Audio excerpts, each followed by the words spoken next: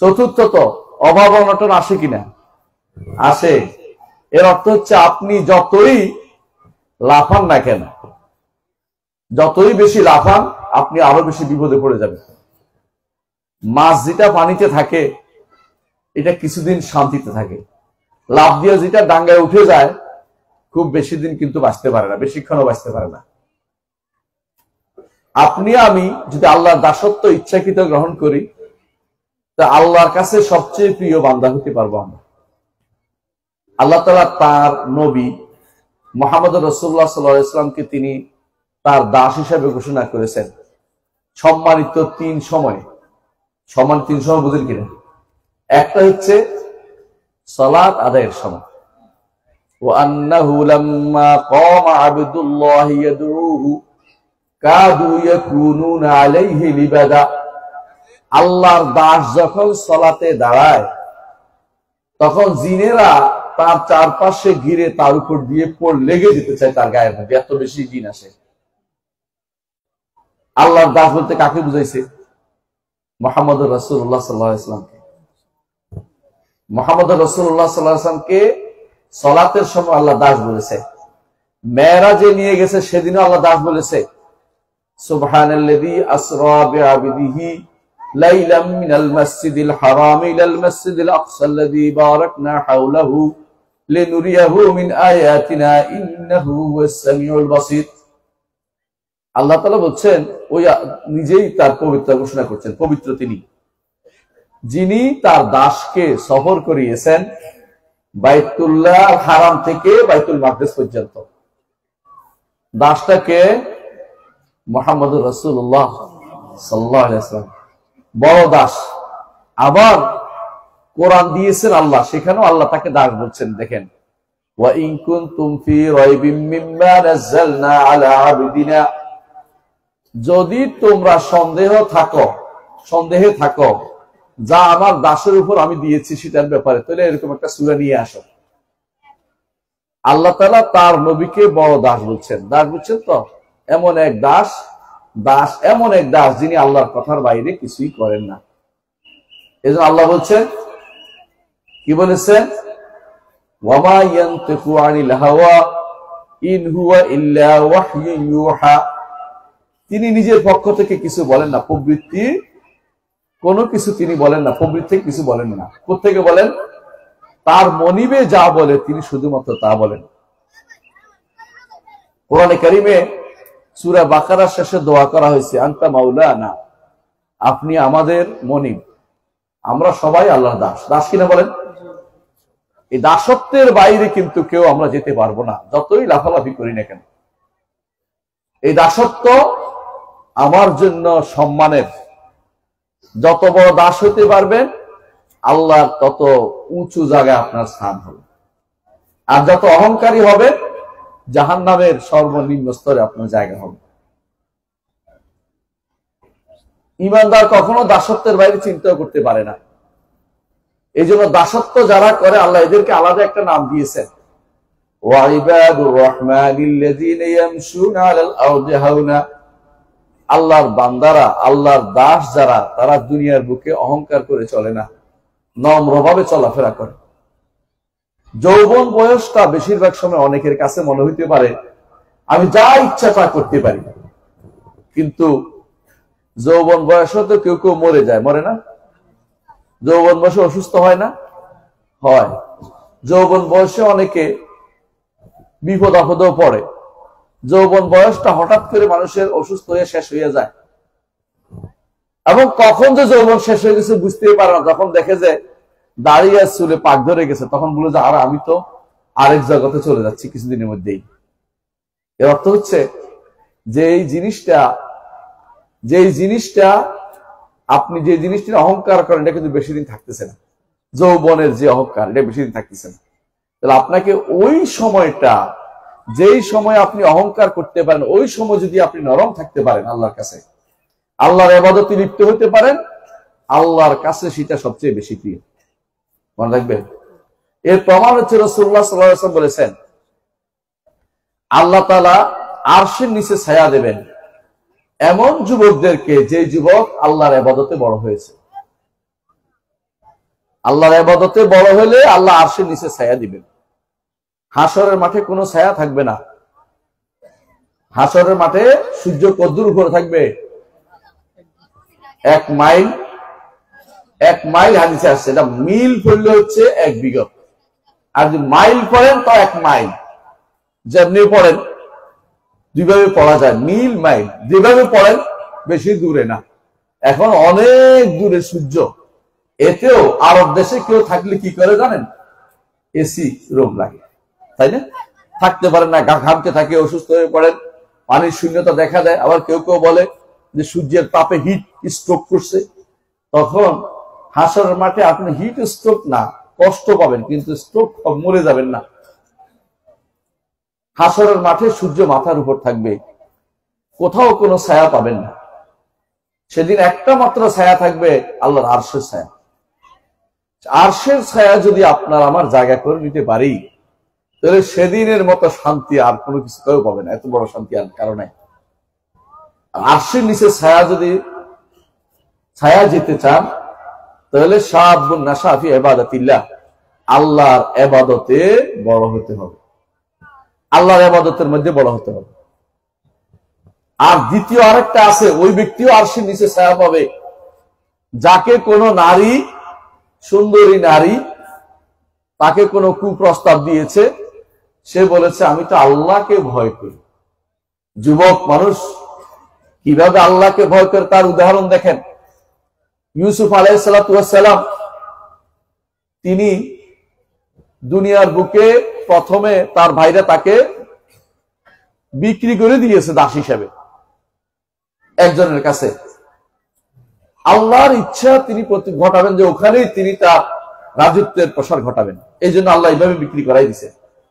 যে বাড়িতে বিক্রি হয়েছে ওই বাড়ির মহিলা তার উপর আসক্ত হয়ে গেছে, কিন্তু তিনি তো আল্লাহকে ভয়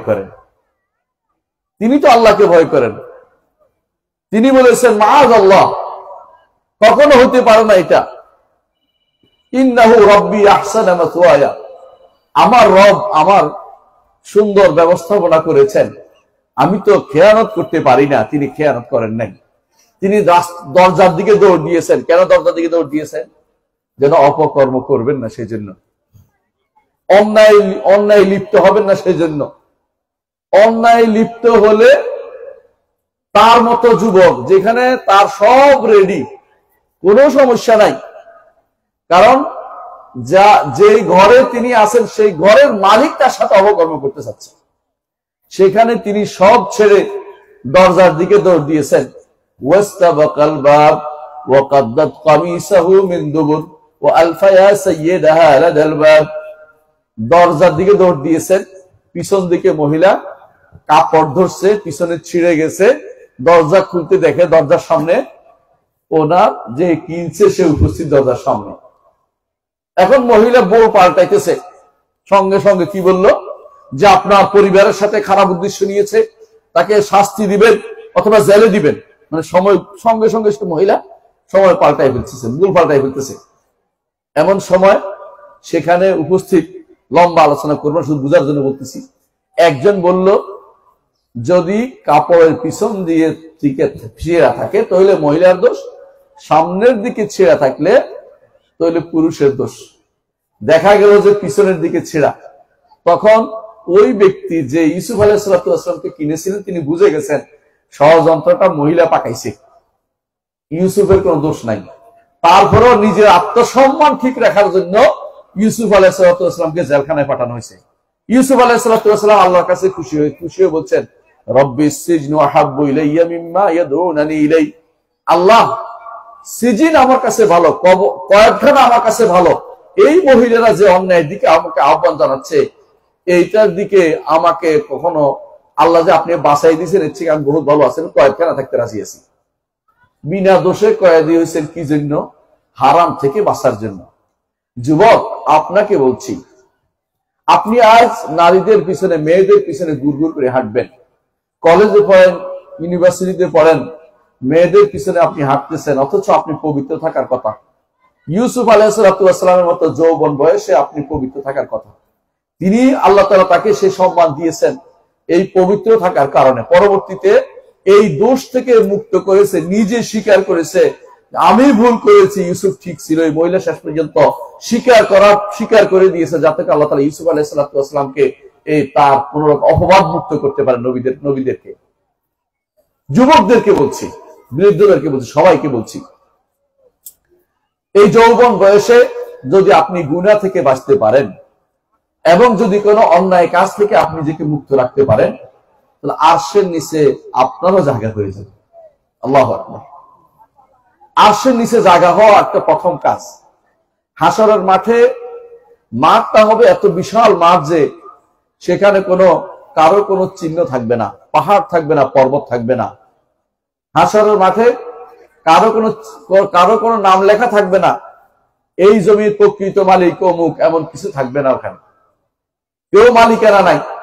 সেদিন জমিনের মালিকেরা আমার রব্বুল আলামিনের। এখন যেমন মালিক তিনি, এখন তো কেউ দাবি করে, তখন দাবি করার কেউ থাকবে না, দাবিও করতে পারবে না। হাসরের মাঠে যখন উঠবেই আপনার শরীরে কোনো চাদর থাকবে না। চাদর বললাম কি জন্য, হয়তো মনে করছেন শীতকাল, কাপড়ও থাকবে না, পরনের কোনো কাপড় থাকবে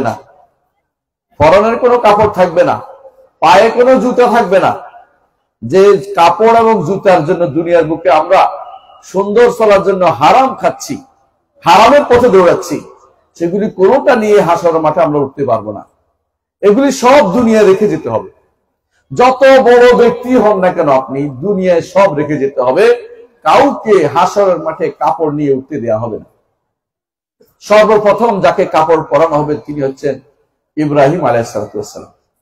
কারণ ইব্রাহিম আলাইহিস সালাম আপনার মতো যুবক ছিলেন।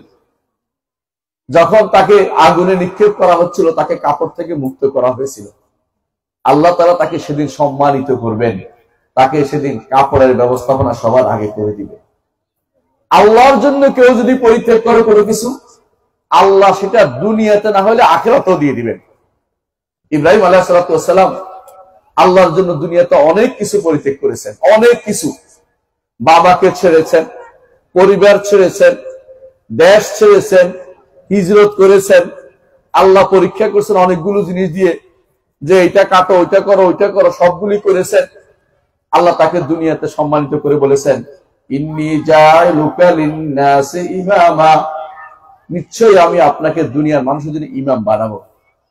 এই ইমাম কি মসজিদের ইমাম না, এমন এক ব্যক্তি যাকে দুনিয়ার মানুষ যার দিকে সম্পৃক্ত হইতে ভালোবাসবে, যার অনুসরণ করতে ভালোবাসবে, যার পিছনে চলতে ভালোবাসবে, এমন একজন ব্যক্তি আল্লাহ তাআলা ইব্রাহিম আলাইহিস সালাম করে দিয়েছেন। আর আমাদেরকে আল্লাহ বলে দিয়েছেন, قد كانت لكم أسوة حسنة في إبراهيم والذين معه, তোমাদের জন্য হে ঈমানদাররা, মুসলিমরা, তোমাদের জন্য ইব্রাহিম হচ্ছেন একজন আদর্শ ব্যক্তি। ইব্রাহিম তোমাদের আদর্শ ব্যক্তি। ইব্রাহিম আলাইহিস সালাম যাবতীয় অন্যায় থেকে নিজেকে দূরে রেখেছেন। আল্লাহ তাআলা বলে দিয়েছেন, ফালাম্মা আতাযালাহু, যখন কাফেরদেরকে ছেড়ে দিয়েছেন, ওমা ইয়াবুদুনা মিন দুনিল্লাহ, যারা আল্লাহ ছাড়া তাদের অন্যদের ইবাদত, এগুলিকে তারা ছেড়ে দিয়েছেন। ওয়াহাবনা লাহু ইসহাক, আল্লাহ তাকে ইসহাক দান করেছেন, অর্থাৎ তাকে সন্তান দান করেছেন। দেখা গেল যে আল্লাহর জন্য যদি কিছু ছাড়তে পারেন, আল্লাহ অবশ্যই আপনাকে দিবেন। দুনিয়াতে না দিলে আখিরাতে দিবেন। ইব্রাহিম আলাইহিস সালামকে আখিরাতে কাপড় দিয়ে সম্মানিত করেছেন। ইব্রাহিম আলাইহিস সালামকে আল্লাহ তাআলা আখিরাতও দিয়েছেন। আপনি যদি কোনো আখিরাতে বিশ্বাসী হন, তো দুনিয়ার বুকে আপনাকে আল্লাহর পথে চলতে হবে। প্রথম কাজ, যুবকদের কাজ, আল্লাহর পথে চলবো, আল্লাহ তাআলার ইবাদত করব, আল্লাহ তাআলার ইবাদত, আল্লাহর নির্দেশের পথে বাইরে একটু যাব না, এই সিদ্ধান্ত আপনাকে নিতেই হবে জোর করে। এইটা হলে আপনি হবেন যৌবনে প্রথম এমন ব্যক্তি যার যৌবনটাকে তিনি কাজে লাগাতে পেরেছেন। শাআবুন নাশা ফি ইবাদাতিল্লাহ, ওই যুবক হবেন যে যুবক একমাত্র আল্লাহর ইবাদতে বড় হয়েছে। সে যুবক পাগলামি করেনি। আমাদের সমাজে প্রচলিত আছে, যৌবন বয়সে কার না দোষ আছে, এই কথাটি ঠিক নয়। যৌবন বয়সে দোষ থাকলে তো যৌবনটাকে নষ্ট করে দিলেন। সবচেয়ে উন্নত সময় যদি কোনো আপনার আমলটা নষ্ট হয়ে যায়, আখিরাতে আপনার ধরা খাওয়ার সম্ভাবনা বেশি রয়েছে। কারণ এই সময়টার জন্য আলাদা একটা প্রশ্ন করা হবে। মুহাম্মদ রাসূলুল্লাহ সাল্লাল্লাহু আলাইহি ওয়াসাল্লাম বলেছেন, হাসরের মাঠে আল্লাহ তাআলা কয়েকটি প্রশ্ন ব্যতীত কাউকে সামনে এগোতে দিবেন না। এর মধ্যে একটা হচ্ছে তার জীবন সে কিসে ব্যয় করেছে, এটা একটা প্রশ্ন, জীবন, পুরো জীবন। দ্বিতীয় একটা আলাদা প্রশ্ন হবে আন শাবাবিহি ফিমা আবলা, যৌবন বয়সটা সে কোন কাজে ব্যয় করেছে, কোন কি দেখিয়ে দিয়েছে। যৌবন বয়সে কে কি দেখায়, যৌবন বয়সে কে কি দেখায়। সাহাবায়ে কেরাম রিদওয়ানুল্লাহি আলাইহিম আজমাইন তারা বেশিরভাগই যুবক ছিলেন। রাসূলুল্লাহ সাল্লাল্লাহু আলাইহি ওয়াসাল্লামের দরবারে তারা আসতেন, বিভিন্ন রাসূল তাদের অবস্থা বুঝতেন এবং তাদেরকে সেভাবে দিক নির্দেশনা দিতেন। যৌবন বয়সে শুদ্ধ থাকা, পরিশুদ্ধ থাকা, এটা হচ্ছে সবচেয়ে বড় নেয়ামত, সবচেয়ে বড় নেয়ামত। যৌবন বয়সে আমি পরিশুদ্ধ আছি। যৌবন বয়সের ইবাদত আল্লাহর কাছে বেশি প্রিয়। যৌবন বয়স যদি কাজে লাগাতে চান, আসহাবে কাহফের মতো হয়ে যান। আসহাবে কাহফের উপর আল্লাহ কি বলছেন, ইন্নাহুম ফিতিয়াতুন আমানু বিরাব্বিহিম ওয়া জিদনাহুম হুদা। এরা হচ্ছে কিছু যুবক, এরা হচ্ছে কিছু যুবক। আল্লাহ কি সুন্দর কোরআনে কারিমে শব্দটা দিয়ে দিয়েছেন। আপনাকে কত বড় সম্মান দিয়েছে আপনি বুঝতে পারেন। এদেরকে কত সম্মান দিয়েছেন, কোরআনের মধ্যে দিয়েছেন। এদের নাম উচ্চারণ করেন আর সওয়াব হচ্ছে আপনার, এদের কথা উচ্চারণ করে আপনার সওয়াব হচ্ছে। এদের কথা কোরআনে আসছে কেন? তারা এমন কিছু যুবক, ইন্নাহুম ফিতিয়াতুন আমানু বিরাব্বিহিম, তাদের রবের উপর ঈমান এনেছে। যৌবন বয়সে ঈমানের টনবগে থাকতে হবে, ঈমান আপনার পূর্ণ থাকতে হবে। ঈমানের ব্যাপারে কোনো ছাড় দিবেন না। সেটা ঈমান তো অনেকেই বলি, ঈমান কি আসলে মানি? কিছু মানি, কিছু মানি না। এই জিনিসটি ঈমানের জন্য আমি আপনাকে যুবকদের বলবো, তিনটা জিনিস খেয়াল রাখবেন। আসলে আল্লাহকে রব মেনেছেন কিনা, আল্লাহকে তার নাম গুণ দিয়েছেন কিনা, একমাত্র আল্লাহর ইবাদত করেছেন কিনা। এই তিন জিনিস যদি কোনো আপনি নির্ধারণ করতে না পারেন আল্লাহর জন্য, তাহলে আপনি ঈমানদার হতে পারেন নাই। এই তিনটাকেই ঘুরে ফিরে বলে আলেমরা সবসময় বলে যে রুবুবিয়ত, আসমা সিফাত এবং উলুহিয়ত। এই তিন জিনিস যদি কোনো আপনি কমপ্লিট করতে না পারেন, আপনি ঈমানদার হইতে পারেন নাই। দুনিয়ার যত ইবাদতে করেন না কেন কাজ হবে না। বুঝছেন কিনা কথাটা? আপনি একেবারে 1000 রিক্সা কিনে মানুষকে দিলেন, 1 ট্রাক কম্বল মানুষকে বিতরণ করলেন, কিন্তু আপনার আল্লাহর নাম অস্বীকার করেছেন, কোন একটা নাম অস্বীকার করে বসে আছেন। ঈমান আছে? নাই। আল্লাহর গুণ অস্বীকার করেছেন, ঈমান আছে? নাই। কথা বুঝছেন তো? পার্থক্য বুঝেন তো? অথবা ধরেন আপনি অনবরত দান খেরাত করেন, অনবরত দান করছেন, অনবরত এটা করে মসজিদ মাদ্রাসা বানাইছেন, কিন্তু কবরে 1 টাকা দিছেন। ঈমান আছে? নাই। 1 টাকা দিলে ঈমান শেষ। মাজারে 1 টাকা দিলে ঈমান শেষ। তাহলে বোঝা গেছে ঈমান কিন্তু নষ্ট হয়, হয় কিনা? যুবক শ্রেণীর কাছে বলছি, আপনাদের এই সমাজটি সবচেয়ে সুন্দর সমাজ বলে আমি জানি। এরা বিশুদ্ধ আকীদা ও মানহাজের উপর বড় হয়েছে, কিন্তু ভাই বিশুদ্ধ আকীদা ও মানহাজ চিনতে হবে, আবেগ দিয়ে চললে হবে না। এই যুবকের ব্যাপারে আল্লাহ তাআলা দেখেন, ইন্নাহুম ফিতিয়াতুন আমানু বিরাব্বিহিম, এরা হচ্ছে কিছু যুবক তাদের রবের উপর ঈমান এনেছে। ওয়া জিদনাহুম হুদা, আমি তাদের হেদায়েত আরো বাড়িয়ে দিয়েছি। কিভাবে বাড়িয়ে দিয়েছে? কিভাবে বাড়িয়ে দিয়েছে? তাদেরকে যখন বলা হলো যে শিরিক করো, রাষ্ট্র বলেছে, তারা কি বলল যে না, আমি আমার রবের ইবাদত করবো, আমরা একমাত্র আল্লাহর ইবাদত করি, আমরা কারোর সাথে শরীক করি না। 1 রাত্রি সময় দিছে, সেই রাত্রির মধ্যে তারা পালাতে আরম্ভ করছে। তাদের সাথে কুকুরটাও গেছে, আল্লাহর ইচ্ছা কুকুরটাও। বুঝেন তো কথাটা? ঈমানদারদের সাথী যদি কুকুর হইয়া, যদি ঈমানদারদের সাথী হইয়া সে যদি কোনো কোরআনে তার নামটা উঠতে পারে, আপনি কি চিন্তা করেন না কত বড় সম্মানের জিনিস?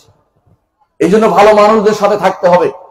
কিছুক্ষণ আগে আমার মুরব্বী মানুষ ডক্টর মঞ্জুর ইলাহি আপনাদেরকে বলেছিলেন যে আলেমদের সাথে থাকতে। কথাগুলি খেয়াল হয়েছে আপনাদের? কিন্তু আলেম তো চিনতে হবে।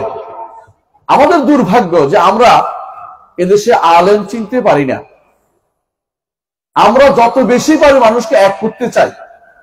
এক করার একটা কিছু নীতি তো ইসলাম দিয়েছে ভাই।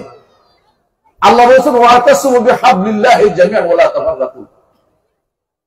ওয়াতাসিমু বিহাবলিল্লাহ জামিআন, আল্লাহর রজ্জুকে একসাথে দেখতে বলেছে। আল্লাহর রজ্জুটা কি? আল্লাহর রজ্জু হচ্ছে, ইবনে আব্বাস রাদিয়াল্লাহু আনহু বলেছেন, কিতাবুল্লাহ হাবলুল্লাহিল মাতিন, আল্লাহর মজবুত রশ্মি হচ্ছে আল্লাহর কিতাব, আল্লাহর মজবুত রশ্মি হচ্ছে সুন্নাত রাসূলুল্লাহ সাল্লাল্লাহু আলাইহি ওয়াসাল্লাম, আল্লাহর মজবুত রশ্মি হচ্ছে ইসলাম, আল্লাহর মজবুত রশ্মি হচ্ছে হেদায়েত। এগুলির উপর দিয়ে ঐক্য হতে হবে। দুনিয়ার অন্যান্য জিনিসের উপর ঐক্য হলে কোনো লাভ নাই। অন্যান্য জিনিসের উপর ঐক্য হয়তো জাতীয়তাবাদের উপর কেউ ঐক্য করে, কেউ সমাজতন্ত্রের উপর ঐক্য করে, কেউ সেকুলারিজমের উপর ঐক্য করে, কেউ বা গণতন্ত্রের উপর ঐক্য করে, ডেমোক্রেসির উপর ঐক্য করে, যে আমরা জাতিকে গণতান্ত্রিক ভাবে এগিয়ে নিয়ে যাব। এক এক বক্তৃতায় দুনিয়া ফাটাই ফেলছে। এগুলি তো ইসলাম নয়। এটার উপর ঐক্য করতে আমাদেরকে বলা হয় নাই। আল্লাহ কি বলেছেন? ওয়াতাসিমু বিহাবলিল্লাহি জামিআন ওয়া লা তাফাররাকু ওয়াযকুরু নি'মাতাল্লাহি আলাইকুম ইয কুনতুম আ'দাআন ফাআল্লাফা বাইনা কুলুবিকুম ফাআসবাহতুম বিনি'মাতিহি ইখওয়ানা। পরস্পর ভাই ভাই হয়ে গেছেন আপনারা কি হিসাবে? আল্লাহর ইসলামের উপরে ভাই হয়েছেন, ঈমানের উপরে ভাই হয়েছেন, আকীদার ভাই হয়েছেন, এবং আপনি আমলের উপর ভাই হয়েছেন। আপনাদের মিল হবে সুন্নাহর মধ্যে। আব্দুল্লাহ জাহাঙ্গীর রহমতুল্লাহ আলাইহি তিনি বলতেন যে সুন্নাহর উপর ঐক্য হবে। সুন্নাহ, সুন্নাহ বুঝেন? সুন্নাহ মানে কইলেন না যে আমরা ওই ফজরের ফরজ সুন্নাহর উপর, সুন্নাহ অর্থ আদর্শ। মুহাম্মদ রাসূলুল্লাহ সাল্লাল্লাহু আলাইহি ওয়াসাল্লাম আদর্শের উপর ঐক্য হবে। ঐক্য যদি হয় আদর্শের উপর ঐক্য হবে। আল্লাহ রসুলকে আদর্শ মানবেন, এর উপর ঐক্য হবে। আল্লাহ রসুলকে যে আদর্শ মানে না, তার সাথে আমার ঐক্যের কোনো কথা নেই। এটা মনে রাখতে হবে সবসময়। রাসূলুল্লাহ সাল্লাল্লাহু আলাইহি ওয়াসাল্লাম আদর্শ কে মানতে পারে? যুবকদেরকে বলছি, যারা ধর্ম নিরপেক্ষতাবাদকে আদর্শ মেনে বসে আছেন, এটা কি রাসূলের আদর্শ? যারা যারা জাতীয়তাবাদকে আদর্শ মেনে বসে, রাসূলের আদর্শ? কখনো না। গণতন্ত্রের রাসূলের আদর্শ ছিল? কখনো না। তাহলে আপনি ঐক্যের জায়গাটা খুঁজতে হবে, সেটা হচ্ছে মুহাম্মদ রাসূলুল্লাহ সাল্লাল্লাহু আলাইহি ওয়াসাল্লামকে যথাযথ অনুসরণের মাধ্যমে আপনার ঐক্য ঘটে যাবে অটোমেটিকলি। সাহাবায়ে কেরাম ঐক্য কিভাবে ঘটেছে? বেলাল হাবশি, সোহাইব রুমি, সালমান ফারিসি এবং যায়েদ ইবনে হারেসা, তিনি একজন দাস, এরা সবাই ঐক্য করেছে এক জায়গাতে।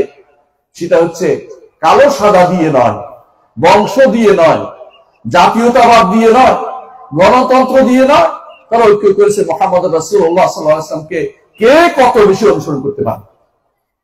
অনুসরণের জায়গাটা একটু শিখে নেন, ঐক্যের জায়গাটা একটু দেখে নেন। ঐক্যের জায়গা যত সুন্দরভাবে বুঝতে পারবেন, তত তাড়াতাড়ি আপনি আল্লাহর বিধানের উপর থাকতে পারবেন। যদি সবাই সুন্নাতের উপর একমত হয়ে যায়, রাসূলের হাদিসের উপর একমত হয়ে যায়, মানবো আমি, রাসূলের হাদিসকে পরিত্যাগ করব না। যে ব্যক্তি রাসূলের হাদিসের ব্যাপারে ছাড় দেয়, রাসূলের সুন্নাতের ব্যাপারে ছাড় দেয়, তার সাথে আমার ঐক্য হতে পারে না, সেই ব্যক্তি মনে করবেন যে আসলে ঐক্যের জায়গাটা বুঝে নিয়েছে। এর বাইরে দুনিয়ার বুকে কত রকমের ঐক্য হয়। কিছুদিন আগে মোমবাতি জ্বালানোর উপর ঐক্য করেছে না কিছু মানুষ? শুনছেন না? আপনারা দেখছেন না? সারা দেশে মোমবাতি জ্বালাইছে একদিন, আরেকদিন সারা দেশে পতাকা উত্তোলন করছে। এই ঐক্য ইসলামের ঐক্য না। কেউ কেউ আছে ঐক্য করার জন্য নতুন একটা দিবস আবিষ্কার করেছে। এটা কি জানেন? এটা হচ্ছে পয়লা বৈশাখ। কেন ঐক্য দিবস করছে জানেন? কারণ যদি মুসলিমদের ঈদের দিন হয়, তো হিন্দুরা আসবে না। এদেশে হিন্দুরা আছে না? আছে। বৌদ্ধরা আসবে না, বৌদ্ধদের দিনও হবে না। সুতরাং ধর্মবাদে কেমন ঐক্য করা যায়, এই জন্য তারা পয়লা বৈশাখ আবিষ্কার করেছে। এটা হচ্ছে সেকুলারিজম, ঈদের দিন। সেকুলার যারা, তাদের ঈদের দিন। এরা হচ্ছে এমন সব লোকদের ঈদের দিন যারা দেশের দ্বারা, দেশাত্মবোধে যারা নিজেদেরকে আলাদা করে নিয়েছে, দিন দিয়ে আলাদা, দিন দিয়ে ঐক্য করতে চায় না, দেশ দিয়ে ঐক্য করতে চায়। দেশ দিয়ে ঐক্য করতে চায়, পারবেন আপনি? কিভাবে দেশের ভাগ করবেন আপনি বলেন তো? আর যদি কোনো আমাদের মানচিত্র পরিবর্তন হয়ে যায়, আল্লাহ, আমি চাই না আল্লাহ পরিবর্তন করে দিই, ঐক্যের খাতে যদি কোনো মুসলিম দেশের সাথে মিশে আমাদের আপত্তি নাই, কাফেরদের সাথে মিশার সুযোগে নাই, তাহলে দেখবেন যে আপনার ঐক্য কোন দিকে চলে গেছে। তাহলে দেশের মাধ্যমে ঐক্য ইসলাম চায় না। এটা এই জন্য দেখেন মুহাম্মদ রাসূলুল্লাহ সাল্লাল্লাহু আলাইহি ওয়াসাল্লাম একদিন যখন আনসারি এবং মুহাজিরের মধ্যে মারামারি হলো, আনসার এবং মুহাজিরকে আনসার একটা চড় দিল। আনসার চিৎকার করে বলল, ইয়া আল আনসার, আনসারের জন্য দাঁড়িয়ে যাও। আরেকজন বলল, ইয়া আল মুহাজির, মুহাজিরের জন্য দাঁড়িয়ে যাও। বর্তমানে নাই আলহামদুলিল্লাহ, পূর্বে কিছুদিন আগেও ছিল মুক্তিযোদ্ধাদের জন্য একটা, আরেকটা হলো কারা, হ্যাঁ আরেকটা কারা ছিল, রাজাকারদের জন্য একটা, মানে ভাগ করে ফেলছে দেশটা দিবা, এরকম ভাগ ছিল না। মানে এখানে কিন্তু আর দেশাত্মবোধ তখন ছিল না, আর এখন আসছে দেশাত্মবোধ। দেশের মধ্যে আমরা এক করতে চাই, এগুলি কোনটাই আল্লাহর দ্বীন অনুমোদন করে না। অনেকটা হবে দেশাত্মবোধের সংকীর্ণ চিন্তা আল্লাহর দ্বীন দেখায় নাই।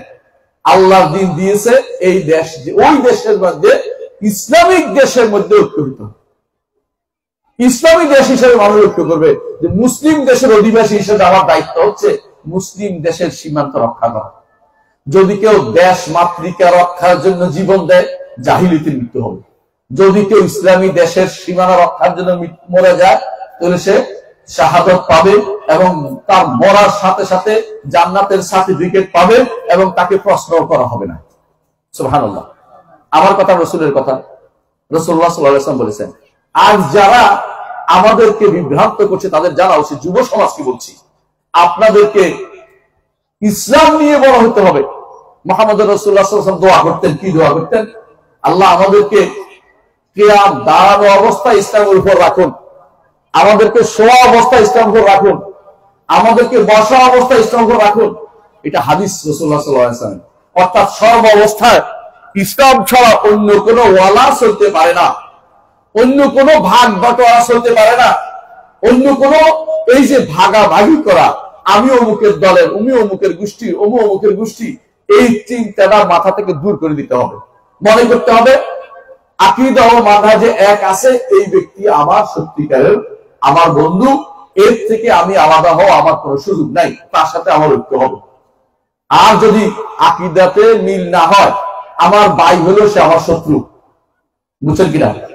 মুহাম্মদ রাসূলুল্লাহ সাল্লাল্লাহু আলাইহি ওয়াসাল্লাম তার সময়ে এমন অনেক ভাই ছিল, ভাই ভাইয়ের শত্রু হয়েছে। কেন হয়েছে বলেন তো? দেশের কারণে, মক্কাবাসীর কারণে না মদিনাবাসীর কারণে? কি কারণে শত্রু হয়েছে? ইসলামের কারণে শত্রু হয়েছে, অন্য কোনো কারণ নাই। ইসলামের কারণে শত্রু হয়েছে। ইসলাম মানলে বন্ধু, ইসলাম না মানলে শত্রু। আর তখনকার ইসলাম ভাগ ভাগ ছিল না, শিয়া ছিল না, খারিজি ছিল না, বুঝছেন কিনা? তখন কোনো কাদারি ছিল না, জামানি ছিল না। এই জাতীয় দুনিয়া যে সমস্ত রাজনৈতিক দল আবিষ্কার হয়েছে, এগুলি সবগুলি হচ্ছে জাহেলিয়াত। আমার কথা নয়, রাসূলুল্লাহ সাল্লাল্লাহু আলাইহি ওয়াসাল্লাম বলেছেন এই জাতীয় প্রত্যেকটা ওয়ালা হচ্ছে জাহেলিয়াত। জাহিলি যুগের কোনো কিছু ইসলামে চলতে পারে না। যখন এটা বলা হয়েছে ইয়া আল আনসার ইয়া আল মুহাজির, মুহাজিরের জন্য আসো, আনসারের জন্য আসো, বুঝা গেল যে মদিনাবাসী আর মক্কাবাসীর ভাগ। বুঝেন তো জিনিসটা স্পষ্ট? রাসূল কি বলেছেন? আবে দাওয়াল জাহিলিয়া ওয়া আনা বাইনা আযহুরিকুম, তোমরা কি জাহিলিয়াতে দাওয়াত দিচ্ছ? আমি তোমাদের মাঝখানে এখন হয়ে গেছি। জাহিলিয়াতে দাওয়াত দিচ্ছে। তারপর তিনি বলেছেন দাউহা ফাইনহা মুনতিরা, ছেড়ে দাও, এগুলি পচা জিনিস, এগুলি দুর্গন্ধময় জিনিস, এগুলি নিয়ে কোনদিন ডাকাডাকি চলবে না। উম্মতে মুসলিমাকে এই জাতীয়তাবাদ দিয়ে ভাগ করা হয়েছে। আপনারা ভালো করে জানেন, এই উম্মতে মুসলিমাকে যখন মুসলিম শাসন ছিল, সারা মুসলিম শাসন ছিল, তখন খেলাফতের অধীন ছিল তারা। এই খেলাফতের অধীনে ইন্ডিয়ানরা যেমন ছিল, যেমন পাকিস্তানিরা ছিল, আফগানিরা তেমনি ছিল, আরবরাও ছিল তেমনি, যেখানে যেখানে মুসলিম ছিল সব এক খলিফার অধীন ছিল। তারা তখন জাতীয়তাবাদের ভাগে বিভক্ত হয়নি। এই জাতীয়তাবাদের ভাগ দিয়ে মুসলিমদেরকে বিভক্ত করে দিয়েছে আমাদের শত্রু ইউরোপিয়ানরা। অথচ তারা তাদের দেশের সীমানা উঠিয়ে দিয়েছে। একটা দেশের যদি আপনি ভিসা পান, আপনি 23টা দেশে সফর করতে পারেন বিনা বাধায়। চিন্তা করেছেন? আর আজকে আপনি পড়তে যেতে পারেন না, এক দেশ থেকে আরেক দেশে পড়তে যেতে পারেন না। বলে যে না, তোমার এখানে ভিসা লাগবে, তোমার এইটা লাগবে, তোমার ওইটা লাগবে। কেন সেটা লাগতেছে? ওরা ইচ্ছা করে আমাদের মধ্যে এই জিনিসটা চাপিয়ে দিয়েছে যে তোমার দেশ অমুকের দেশ, অমুকের দেশ। দেশাত্মবোধ, জাতিত্ববোধ, এই মার এই যে যাত্রাভিমান, এগুলি আমাদের জন্য ধ্বংসের কারণ হয়েছে। আমাদেরকে ইসলামের উপরে বড় হতে হবে, ইসলামের উপর ঐক্য করতে হবে। এমন ওই ইসলামটা যে ইসলাম সাহাবায়ে কেরাম রেখে গেছে, অন্য কোনো ইসলাম নয়। ইসলাম তো বহু রকম হয়ে গেছে, ঠিক কিনা বলেন? বহু রকম হয়েছে না?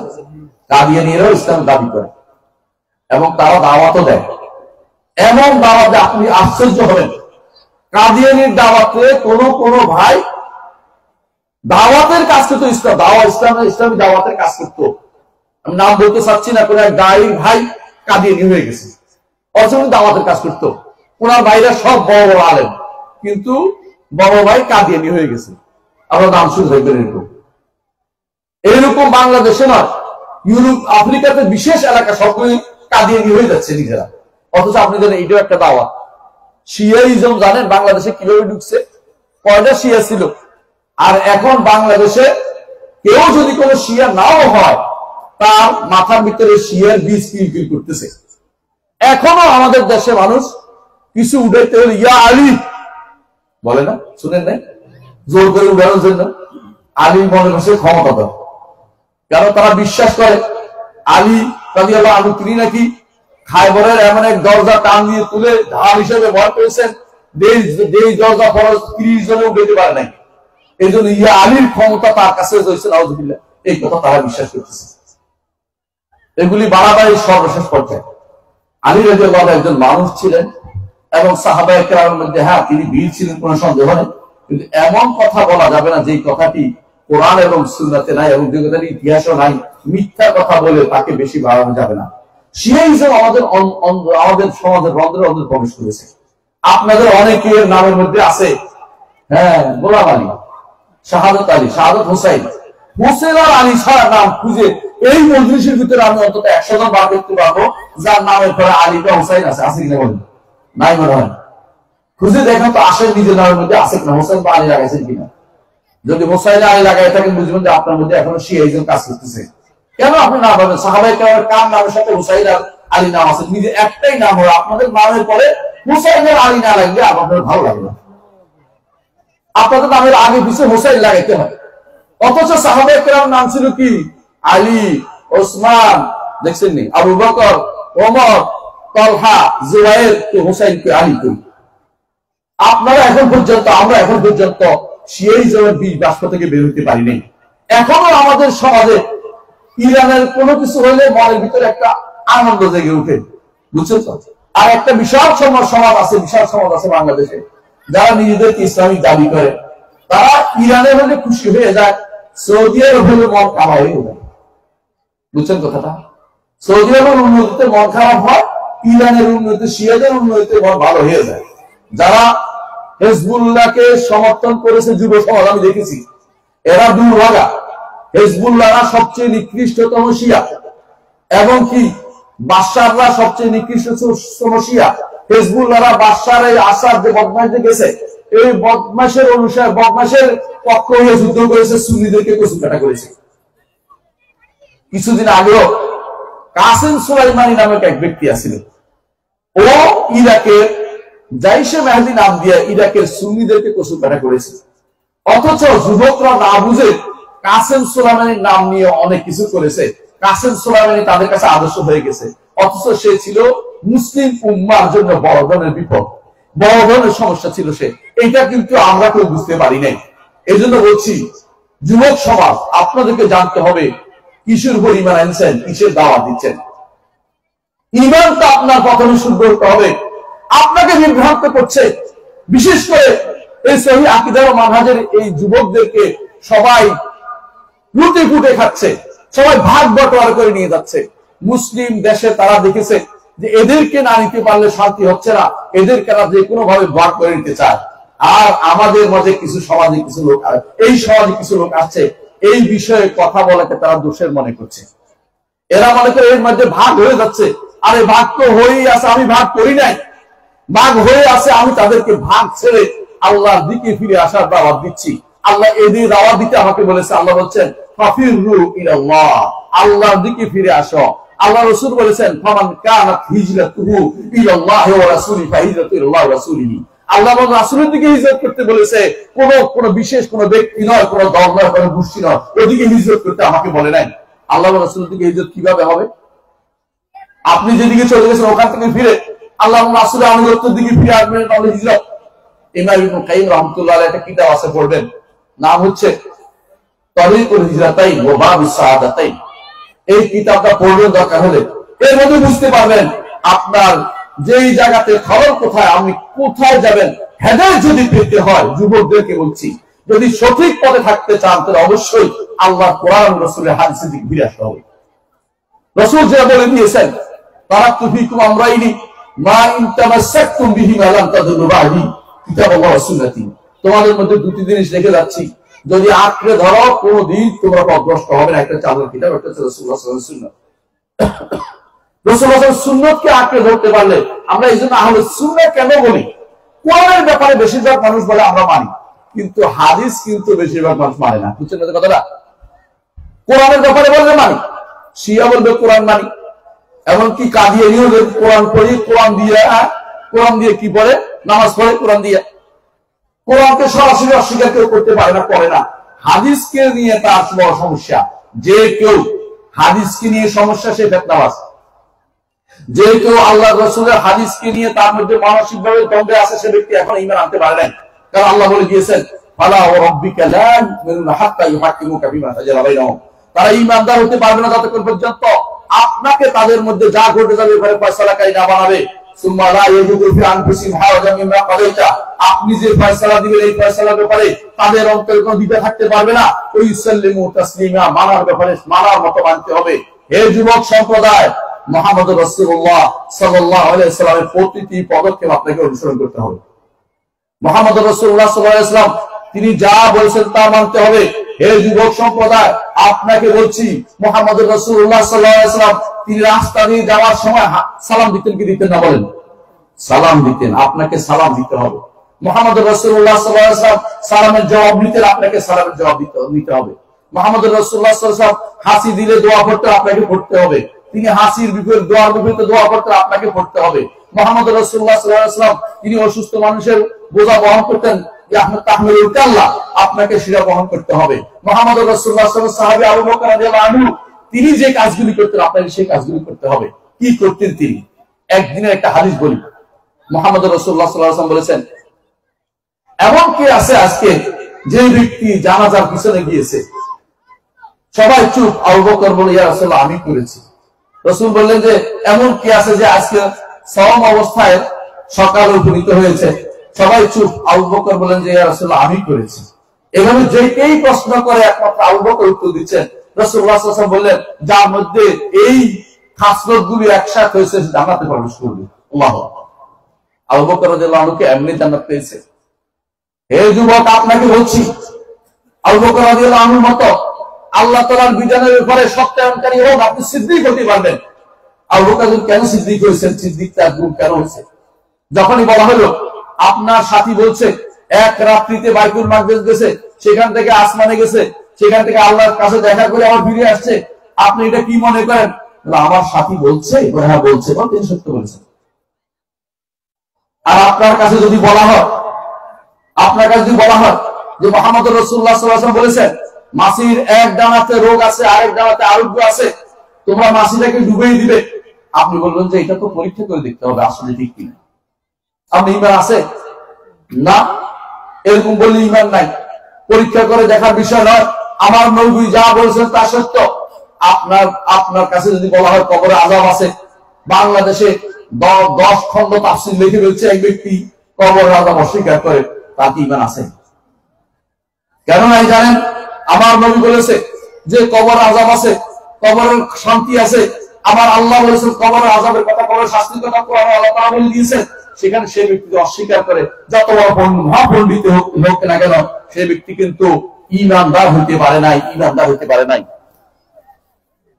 আমাদের যুবকদের একটা বড় সমস্যা হচ্ছে, আমাদের যুবকরা আদর্শ খুঁজে পায় না। আমাদের যুবকদেরকে আমি দেখতে পাই আদর্শ খুঁজে পায় না। এরা এমন লোকদেরকে তাদের মিম্বর শেয়ার করে, আমি দেখি নাই। মানে আমরা সত্য কথা বলছি, আপনি দেওবন্দির সমাজে ওদেরকে মিম্বর দেয় না, কিন্তু আপনি দ্রুত মিম্বর দিয়ে দিবেন ওদেরকে। যারা বিভ্রান্ত বলে আপনি ভালো করে জানেন, তারপর তাদের কথা সুন্দর লাগে, শুনতে ভালো লাগে, তাদেরকে মিম্বর রাখাই দিচ্ছেন। সে কিন্তু দাঁড়িয়ে অবব্যাখ্যা দিচ্ছেন কোরআন হাদিসে। আপনার কাছে এটা ভালো লাগে না। যুবকদেরকে বলছি, ঐক্য থাকবেন, একমত থাকবেন, ভিন্ন ভিন্ন দলে বিভক্ত হবেন না। আপনারা হবেন সত্যিকারের দ্বীনের হামি বা দ্বীনের পাহারাদার। আপনাদের সামনে কোনো শয়তান ঢুকতে পারবে না যদি আমরা এই ব্যাপারে ঐক্য করি যে কোরআন এবং সুন্নাতে আমরা কাউকে ছাড় দেব না। কোরআন যে ব্যক্তি হাদিস অস্বীকারী অথবা হাদিসের অপব্যাখ্যাকারী এমন কাউকে কোনোদিন আমি আমার আদর্শ বা মডেল মনে করব না। এই জন্য যুবকদেরকে বলবো, দয়া করে এমন কিছু করবেন না যে জিনিসটা আপনার ঈমানকে নষ্ট করে দিবে। আল্লাহ তাআলা কোরআনে কারীমে এবং আল্লাহ তাআলা কোরআনে কারীমে কিছু যুবকের নাম উল্লেখ করেছেন, যুবকের কথা উল্লেখ করেছেন। এর নাম একজন উল্লেখ করে, তিনি হচ্ছেন যায়েদ ইবনে হারেসা। কোরআনে কারীমে তিনিও যুবক ছিলেন। আপনি কি চিন্তা করতে পারেন, যায়েদ ইবনে হারেসা তার স্ত্রী তালাক দিচ্ছেন, এরপর রাসূল তারপরে বিয়ে করছেন, কোনদিন কি তিনি এগুলো অভিযোগ দিয়েছেন? কারণ তিনি জানেন যে এটা হক, আল্লাহ তাআলা এটা করেছেন, আল্লাহ তাআলা এটা করেছেন, আল্লাহ পক্ষ থেকে নির্ধারিত। যুবকরা এরকম হতে হয়। নবীর কোন কাজকে সমালোচনা করতে পারবে না। নবী কেন 9টা বিয়ে করেছেন এই কথা নিয়ে আপনাদের মধ্যে কিছু লোকে কথা বলে উঠবে, হঠাৎ করে বলে উঠবে যে এইটা তো হতে পারে না, এটা কিভাবে মানতে পারি? ঈমান কিন্তু নাই। ঈমান শিখতে হবে, ঈমান শিখতে হবে।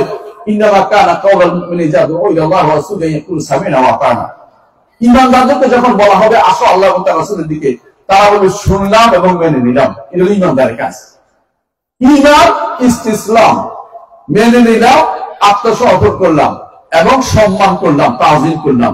তিন জিনিস প্রথমে থাকতে হবে, নইলে ঈমানদার হওয়া যায় না। এই যুবকরা আপনারা ঈমানদার হওয়া শিখুন। কোরআন এবং সুন্নাহর কোন ভাষ্য যদি পান, সহিহ কোরআন এবং সহিহ সুন্নাহ, কোনোভাবে এই বিপদটা আবেন না, এটাকে সঠিক কাজ মনে করবেন, এটাই সত্য মনে করবেন। এইটা যদি ঠিক রাখতে পারেন, আপনার সমাজ সুন্দর থাকবে। আপনার সমাজে ওরা কেউ ঢুকতে পারবে না, যারা বেদাতি আছে, যারা সমাজের আপনাদের সমাজে সমস্যা তৈরি করতে আসে, এরা কেউ স্থান পাবে না। ওই বৃদ্ধরাও ঠিক হয়ে যাবে, যারা আপনার সমাজে বসন্ত টুপির মতো সময় মতো আসবে আর আপনার কাছ থেকে কি চাইবে?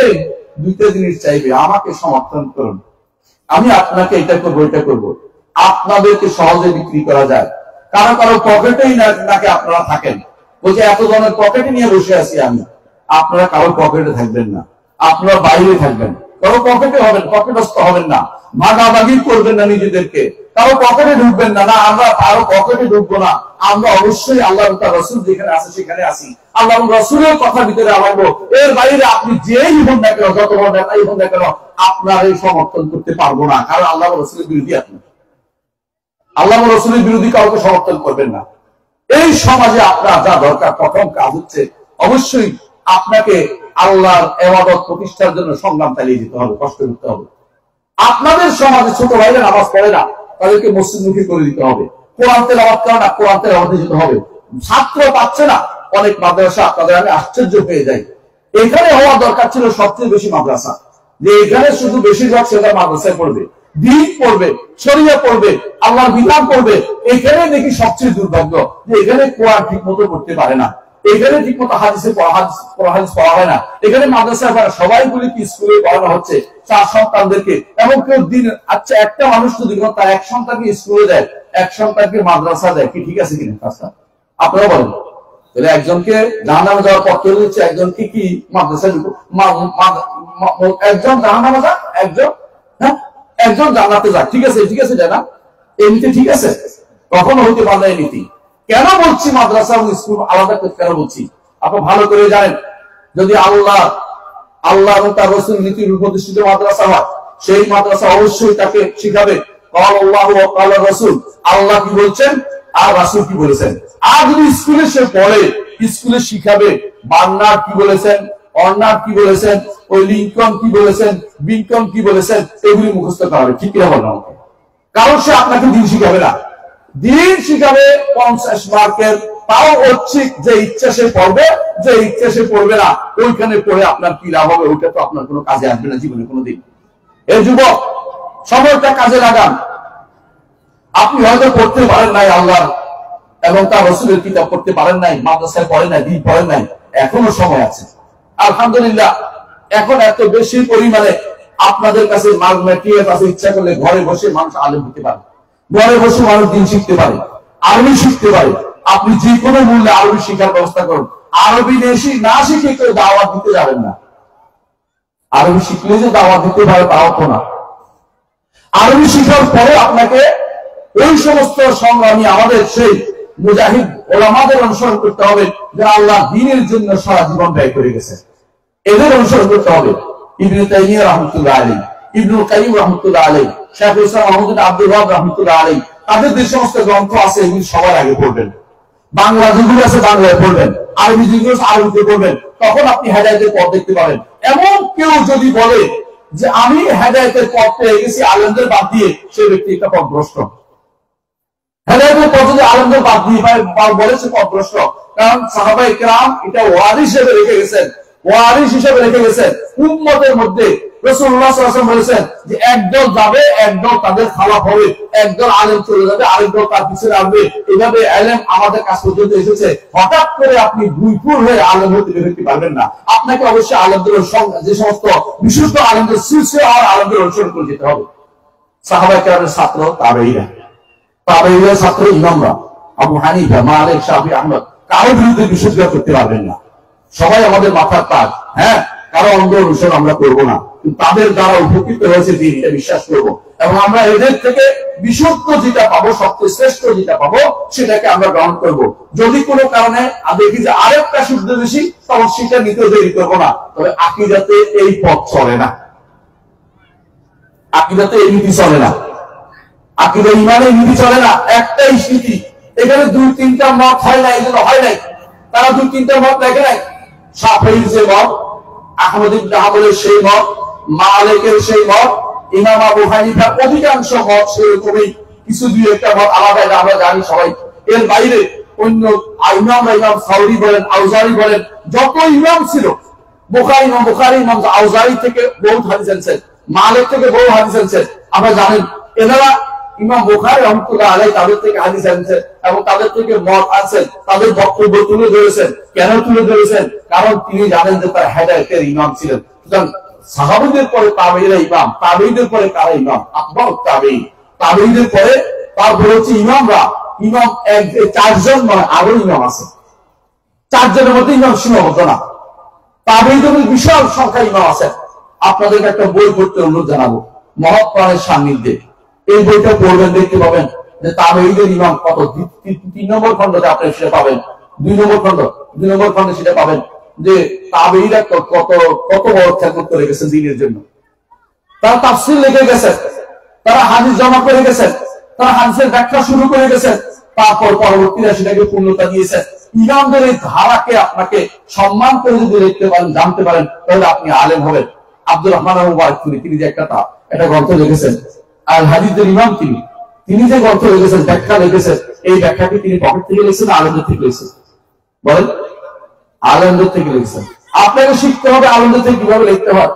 শামসুল হক আজিমাবাদী মুহাদ্দিস আল হাদিসের ইমাম, তিনি যে লিখেছেন গ্রন্থ নিজের থেকে লিখেছেন না, আলেমদের থেকে লিখেছেন।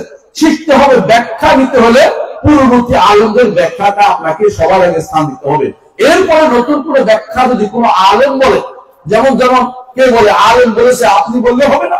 বিন বাজ রাহমাতুল্লাহ আলাইহি বলেছেন, শাইখুল আলবানী রাহমাতুল্লাহ আলাইহি বলেছেন, অথবা শেখ মুহাম্মদ বিন সালেহ উসাইমিন বলেছেন, অথবা শেখ সালেহ আল ফাওজান হাফেজাহুল্লাহ বলেছেন। তখন বুঝবেন যে এরা পরীক্ষিত মানুষ, দ্বীনের ব্যাপারে পরীক্ষিত। এদের মত দিয়ে আমাকে চলতে হবে। এর বাইরে দলীয় দৃষ্টিকোণ থেকে, সংকীর্ণ পথ থেকে কেউ যদি কোনো ব্যাখ্যা আপনাকে দেয়, এটা বলবেন যে আমাকে আবার নতুন করে আপনার হাদিস দেখতে হবে, করতে হবে। কিছু মানুষ এখনো এরকম রয়ে গেছে। কি মনে করে জানেন? বলে যে কেউ বায়াত করবে না, সেটা জাহিলিয়াতের মৃত্যু হলো তা। বুঝছেন? জাহেল বায়াত করার জন্য যুবকদের মধ্যে ঘুরে বেড়ায় বায়াত নেওয়ার জন্য, যুবকদেরকে ধরে নিচ্ছে দাওয়াত দিয়ে বায়াত করানোর জন্য। এটা কোন বায়াত? এই হাদিস কে শিক্ষা দিল? এই জন্য ব্যবহার করতে কে বলছে? এই বায়াতটাই তো নিষিদ্ধ, এই বায়াতটাই মূলত নিষিদ্ধ। এটা শিক্ষা দরকার আমাদেরকে। এই বায়াতটার কারণে ভাগ হচ্ছে, এই বায়াতটার কারণে জাহিলিয়ত চালু হচ্ছে। এই বায়াত ছিল না ইসলামে। ইসলামে বায়াত ছিল রাষ্ট্রপ্রধানের, ইসলাম বায়াত ছিল জিহাদের উপরে। ইসলাম বায়াত ব্যক্তি বিশেষের উপর ছিল না যে আমার আনুগত্য করে এটা আমি জিহাদে আছি, সেখানে হয়তো জিহাদের ময়দানে সেটা হচ্ছিল। এবং যদি কোনো এরকম ইসলামে মোহাম্মদ রাসূলুল্লাহ সাল্লাল্লাহু আলাইহি ওয়াসাল্লাম যেটা করেছেন যে আমি হিজরত করে যাব, তোমরা আমাকে সাহায্য করবে কিনা, সেটার উপর বায়াত ছিল। সেটার বাইরে এরকম শান্তিময় দেশে যেখানে আপনার দেশে দাওয়াত দিতে পারতেছেন, সেখানে আলাদা আলাদা আলাদা কোনো বায়াতের ব্যবস্থা মোহাম্মদ রাসূলুল্লাহ সাল্লাল্লাহু আলাইহি ওয়াসাল্লাম দেন নাই, এবং কি আমার পর্যন্ত সেটা হতে পারে না। কথা বুঝতে পারছি? আলাদা কোনো ওয়াদা হতে পারে না, আলাদা কোনো ভিন্ন গোষ্ঠী তৈরি করা ইসলাম অনুমোদিত না। যুবকদেরকে বলছি, আপনাকে শিখেন, দিন ভালো করে শিখে নেন। এই জাতীয় যে ব্যাখ্যা আপনি দিয়েছেন, এই ব্যাখ্যা সালাফদের নীতির বিরুদ্ধ। আপনার এই ব্যাখ্যা কেউ আপনাকে যদি বিরুদ্ধ করতে দিলে আপনাকে বিপদগামী করতে পারে। আপনাকে বলতে পারে আমার ভাই আপনার তিনজন বেরোলে নাকি একজনকে করতে হয়। এটা হচ্ছে সফরের মধ্যে, সফরের টাইমে লাগাই দিচ্ছে আপনার একার মতো জায়গার মধ্যে, যেখানে আমরা একে অপরকে আমির মানবে, হে আমার মামুন মানবে, হে নির্দেশ দিচ্ছে আমি যাইতে পারবো না, হে নির্দেশ দিচ্ছে আমি ভোটারা দিয়ে দিব। এরকম দুনিয়াতে কোন নির্দেশ আছে? পৃথিবীর কে তা শিক্ষা দিল তাকে? এগুলি থেকে দূরে থাকবেন, এই ওয়ালা থেকে। তবে যদি তিনি ইমাম হয়, আলেম হয় বা আলেম হয়, তাকে আবার আপনি ঘৃণা করতে আমি বলছি না, তার এই ভুলগুলি অনুসরণ করবেন না। যদি তিনি ভালো আলেম হয়, সহি আকীদা মানহাজের ইমাম হন, তার ভালো যদি কোনো কথা থাকে সেটা প্রচার করা দোষণীয় না, তবে তাকে নিতে বাধ্য হন আপনি। আপনার কাছে আদর্শ রয়ে গেছে মুহাম্মদ রাসূলুল্লাহ সাল্লাল্লাহু আলাইহি ওয়াসাল্লাম, তার বক্তব্য নেওয়াই আপনার জন্য জরুরি। যুবকদেরকে বলছি, আপনাদের মতো এই যুবক সাহাবায়ে কেরাম অনেকেই ছিলেন। তারা কি করেছেন? আব্দুল্লাহ ইবনে ওমর রাদিয়াল্লাহু আনহু তিনি এত বেশি সম্মানিত ছিলেন, তারপরেও সম্মানিত থাকার পরেও ওমর রাদিয়াল্লাহু আনহু তার ছেলের নাম ঘোষণা করেন নাই খলিফা হওয়ার জন্য। চিন্তা করে দেখেছেন? তিনি সারা জীবন যখনই উমাইয়ারা খলিফা হয়েছে তিনি বলছেন আমি মেনে নিয়েছি। এমনকি যখন মদিনাবাসীরা যুদ্ধ করলো তিনি বলছেন আমি যুদ্ধ করবো না, কারণ আমি তো একটা ইমামের বায়াতের মধ্যে আছি, আমি রাষ্ট্রপ্রধানের বায়াতের মধ্যে আছি, আমি যুদ্ধ করতে পারি না। তিনি যখন লিখে পাঠালেন যে ইয়াজিদের কাছে লিখে পাঠালেন যে আমি আমার বায়াতকে ঠিক রেখেছি, এমনকি আব্দুল মালিকের কাছে লিখে পাঠালেন, এরপর তিনি জীবিত ছিলেন, এদের কাছে সবার কাছে লিখে আমি বায়াত ঠিক রেখেছি, তোমাদের উপর যে বায়াত ছিল এর বিরুদ্ধে আমি যাব না। এটা হচ্ছে ইমানদারের কাজ। ইমানদার কখনো এই হঠাৎ পরিবর্তনের নীতি অবলম্বন করে না। এটা শিখতে হবে আমাদের যুব সমাজকে। বায়াত শুধুমাত্র রাষ্ট্রপ্রধান হয়, যেখানে সেখানে বায়াত দিয়ে ভাগাভাগি হওয়া, তুমি ওই দলের আমি ওই দলের, এই দলের বিরুদ্ধে ওইদিনকে লাগিয়ে দেওয়া, ভাগাভাগি হওয়া, অথবা দুনিয়ার কোনো ঘটনার কারণে নিজেদের মধ্যে ভাইয়ে ভাইয়ে শত্রুতা তৈরি করা, এবং এলাকা ভিত্তিক এলাকায় যে ঐক্য আছে আমাদের আহলুল হাদিস সমাজ যে ঐক্য আছে, ঐক্যটা নষ্ট করে দেওয়া কোন সুযোগ আমাদের মধ্যে নাই। এটা মনে রাখতে হবে, আমাদেরকে মনে রাখতে হবে যে এই রাসূলুল্লাহ সাল্লাল্লাহু আলাইহি ওয়াসাল্লাম আমাদেরকে এই ঐক্য ভঙ্গকারীকে তিনি কঠিনভাবে ভর্ৎসনা করেছেন যে কেউ যদি কোনো তোমাদের মধ্যে এরকম ঐক্য নষ্ট করতে আসে তাহলে তাকে তোমরা কি করতে বলেছে? হ্যাঁ, তাকে শেষ করতে, আমাদের দ্বারা শেষ করতে পারে নাই, রাষ্ট্রপ্রধান যেন এটা নিয়ন্ত্রণ করে সেটাকে তার নির্দেশনা দিয়েছে। ঐক্য নষ্ট করা যেন এই ঐক্য হচ্ছে ঈমান ও আকীদার ঐক্য। ঈমান ও আকীদার ব্যাপারে আপনাদের ঐক্য থাকতে হবে, এখানে কোনো ছাড় দেওয়া যাবে না। যুব সমাজদেরকে আমরা অনুরোধ জানাবো, আপনার এলাকাতে আপনি একজন সাহসী যুবক হন, এমন সাহসী যুবক হবেন যে এখানে যত রকমের অপকর্ম হবে, অপসংস্কৃতি হবে, সেগুলোর বিরুদ্ধে আপনাকে দাঁড়াতে হবে, লেগে থাকতে হবে। আমি বলছি না আপনি সব প্যানেল দিয়ে ভেঙে ফেলবেন, এটা আপনার দায়িত্ব নয়, কিন্তু আপনি এত বেশি পরিমাণে প্রেসার দিবেন কথা আলোচনা যে এখানে যেন কোনো হারাম কিছু হইতে না পারে। ধরেন আজকে এখানে মাহফিল হচ্ছে, কালকে যদি এখানে কোনো এমন কোন হারাম কাজ হয় যেটা ইসলাম অনুমোদন করেন, আপনি ভালো করে হারাম কাজ হয়, আপনি সেখানে যে অবশ্যই শক্তিশালী থাকবেন। আপনার লোকদেরকে নিয়ে, এই বৃদ্ধ মানুষদেরকে নিয়ে, আশেপাশের লোকদেরকে নিয়ে সেখানে টেনে আনি হলে দাঁড় করাবেন যে এটার বিরুদ্ধে কথা বলেন, আপনাকে এটার বিরুদ্ধে প্রতিবাদ আপনাকে করতেই হবে। এবং তারা যদি কথা বলে অবশ্যই রাষ্ট্রপ্রধান হতে শুরু করে সরকারের যে সমস্ত নারীগুলি আছে সবগুলি মানতে বাধ্য হবে। এই এলাকার মানুষ এটা চায় না, আমিও সেটা করতে যাব না, এটা হচ্ছে নিয়ম। আপনাকে বুঝতে হবে যে আপনি অবশ্যই সাহাবায়ে কেরামের নীতি অবলম্বন করবেন, যেখানে তারা অন্যায়ের কোনো কিছুকে তারা ছাড় দিত না। একটা উদাহরণ দিয়ে বুঝতে পারবেন। মুহাম্মদ রাসূলুল্লাহ সাল্লাল্লাহু আলাইহি ওয়াসাল্লাম এক সাহাবী জারির ইবনে আব্দুল্লাহ আল-বাজিলি তিনি দেখতে পেলেন এক লোকে কি করে, গরুর বাচ্চা পিছন দিয়ে ঢুকে সামনে দিয়ে বের হয়। কি বুঝছে দিলে? হ্যাঁ, কি করছে? কিভাবে বললো? জাদু। তো তিনি কি করলেন? তরবারি এনে মাঝখান দিয়ে দুটারি করে দিলেন, বলে ঠিক আছে এবারে কেমনি বেরোত দেখি, এবারে কেমনি বেরোত দেখি। বুঝছেন কথাটা? এই যে উনি হাতে নিচ্ছেন, আপনি হয়তো বলতে পারেন আমি তো মেরে ফেলবো না, কারণ তার উপরে এই ক্ষমতা অর্পিত ছিল তখন, কারণ তারা ছিল শাসক, সাহাবায়ে কেরামের লোকগুলো। আপনি তো শাসক না, কিন্তু আপনি বাধা তো দিতে পারেন। সমাজে কোথাও শিরক হচ্ছে আপনি বাধা দিতে পারবেন, সমাজে অন্যায় হচ্ছে আপনি বাধা দিতে পারবেন। সমাজের অন্যায়গুলিকে বাধা দিয়ে আপনার দায়িত্বের ভিতরে পড়ে। যুবকদেরকে বলছি, শুধু অন্যায়ের কাজে হলে হবে না, ভালো কাজে একে অপরের সহযোগী হতে হবে, ভালো কাজে দাওয়াতের ক্ষেত্রে সহযোগিতা হতে হবে। মুসা ইবনে উমাইর রাদিয়াল্লাহু আনহু নাম শুনেছেন? মুসা ইবনে উমাইর রাদিয়াল্লাহু আনহু নাম শুনেছেন? আপনারা যারা মদিনা গেছেন, কেউ গেছেন দেখি? আপনাদের তো একজন গেছি, মাশাআল্লাহ একজন গেছে, এটা উনি গেছেন। আপনারা জানেন যে উহুদের মাঠে একটা কবর আছে, কার কবর জানেন? হামজা রাদিয়াল্লাহু আনহু। আরেকজনকে মুসা ইবনে উমাইর রাদিয়াল্লাহু আনহু। এই যে ওনার কবরটা ওখানে ছিল, উনি কি করেছেন জানেন? যৌবন বয়সে তিনি এমন দাওয়াত দিয়েছেন যে দাওয়াতের কারণে মক্কা বা মদিনাবাসী সবাই ঈমান আনছে। রাসূলুল্লাহ সাল্লাল্লাহু আলাইহি ওয়াসাল্লাম তাকে অ্যাম্বাসেডর হিসেবে পাঠিয়েছেন। যখন তারা বলল ইয়া রাসূলুল্লাহ আমাদেরকে একজন লোক দেন যিনি আমাদেরকে দ্বীন শিক্ষা দিবেন, তিনি গেলেন। তখন মাত্র কয়েকজন, 83 জন আর 12 জন নারী পুরুষ মিলে তারা গেছে, তাদের ঈমান আছে, তাদেরকে নিয়ে তিনি গেছেন। মুসা ইবনে উমাইর গেলেন, তিনি মদিনা গেলেন। মদিনার দিক গিয়ে তিনি প্রতি ঘরে ঘরে দাওয়াত পৌঁছাইছেন, যে দাওয়াতের কারণে পুরো মদিনা সমাজ ইসলামিক হয়ে গেছে। মুহাম্মদ রাসূলুল্লাহ সাল্লাল্লাহু আলাইহি ওয়াসাল্লাম মদিনা যাওয়ার পরে নির্বাচন দিয়েছিলেন না একটা? হ্যাঁ, নির্বাচন দিয়েছিলেন না? এখানে কে কে নির্বাচন দাঁড়াইছিল? কে নির্বাচন দাঁড়াইছিল? নির্বাচনী ক্যাম্পেইন করেছেন রাসূল। কেন করতে হয়নি? কেন করতে হয়নি? কারণ সবাই ছিল রাসূলমুখী। যারা ঈমান এনেছে সবাই ঈমান এনেছে। রাসূল ছাড়া আর কেউ চিন্তাও করতে পারে না, কেউ আর চিন্তাও করতে পারে না। একমুখী থাকলে আপনি পথভ্রষ্ট হবেন না। আপনি যখন আপনার দাওয়াতমুখী থাকবেন, আমি দাওয়াতমুখী থাক, কে কি করলো আমি শুনবো না, আমি কি করব? আমি দাওয়াতের কাজ করে যাব, আমি আল্লাহ ও রাসূলের দিকে আহ্বান জানাবো, আমি আল্লাহ ও রাসূলের দিকে আহ্বান জানাবো। কেউ আপনার শত্রুতা করবে আমাকে বলেন তো? যে শত্রুতা করবে তার কোনো উদ্দেশ্য আছে, একটা তার তো উদ্দেশ্য আছে। যদি মুসলিমের শত্রুতা করে বুঝতে হবে তার খারাপ উদ্দেশ্য আছে। আমি তো কোরআন ও সুন্নাহ থেকে আহ্বান জানাবো। এখন যদি বলে যে আমরা তো দাওয়াত দিই, হ্যাঁ তোমরাও দাওয়াত দাও, ঠিক আছে, তোমরা ব্যক্তি বিশেষের নেতৃত্ব মানার জন্য আলাদা দাওয়াত দিচ্ছ। এটা যদি কোরআন সুন্নাহ দাওয়াতের পরে হয়, এটা হয়তো সহনশীল, অস্বীকার করা যায় না।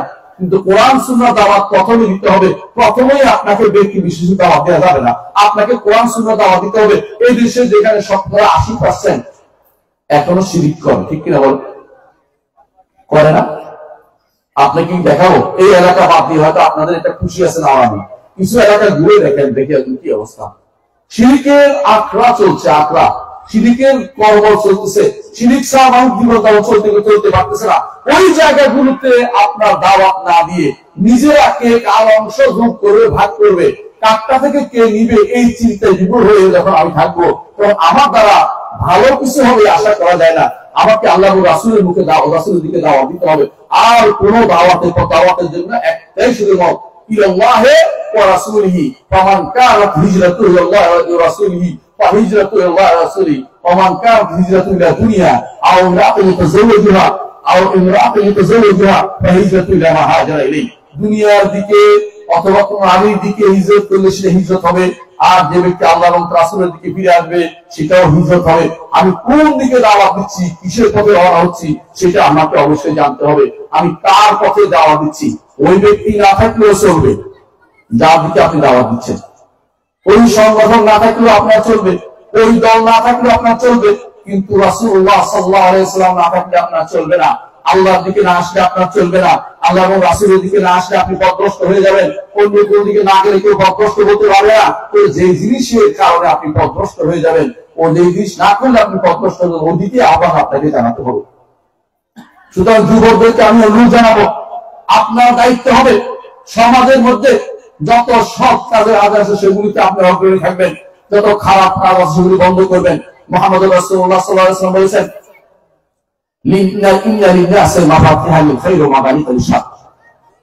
মানুষের মধ্যে কিছু মানুষ আছে যারা কল্যাণের পথ উন্মুক্ত করে দেয় এবং অকল্যাণকে বন্ধ করে দেয়।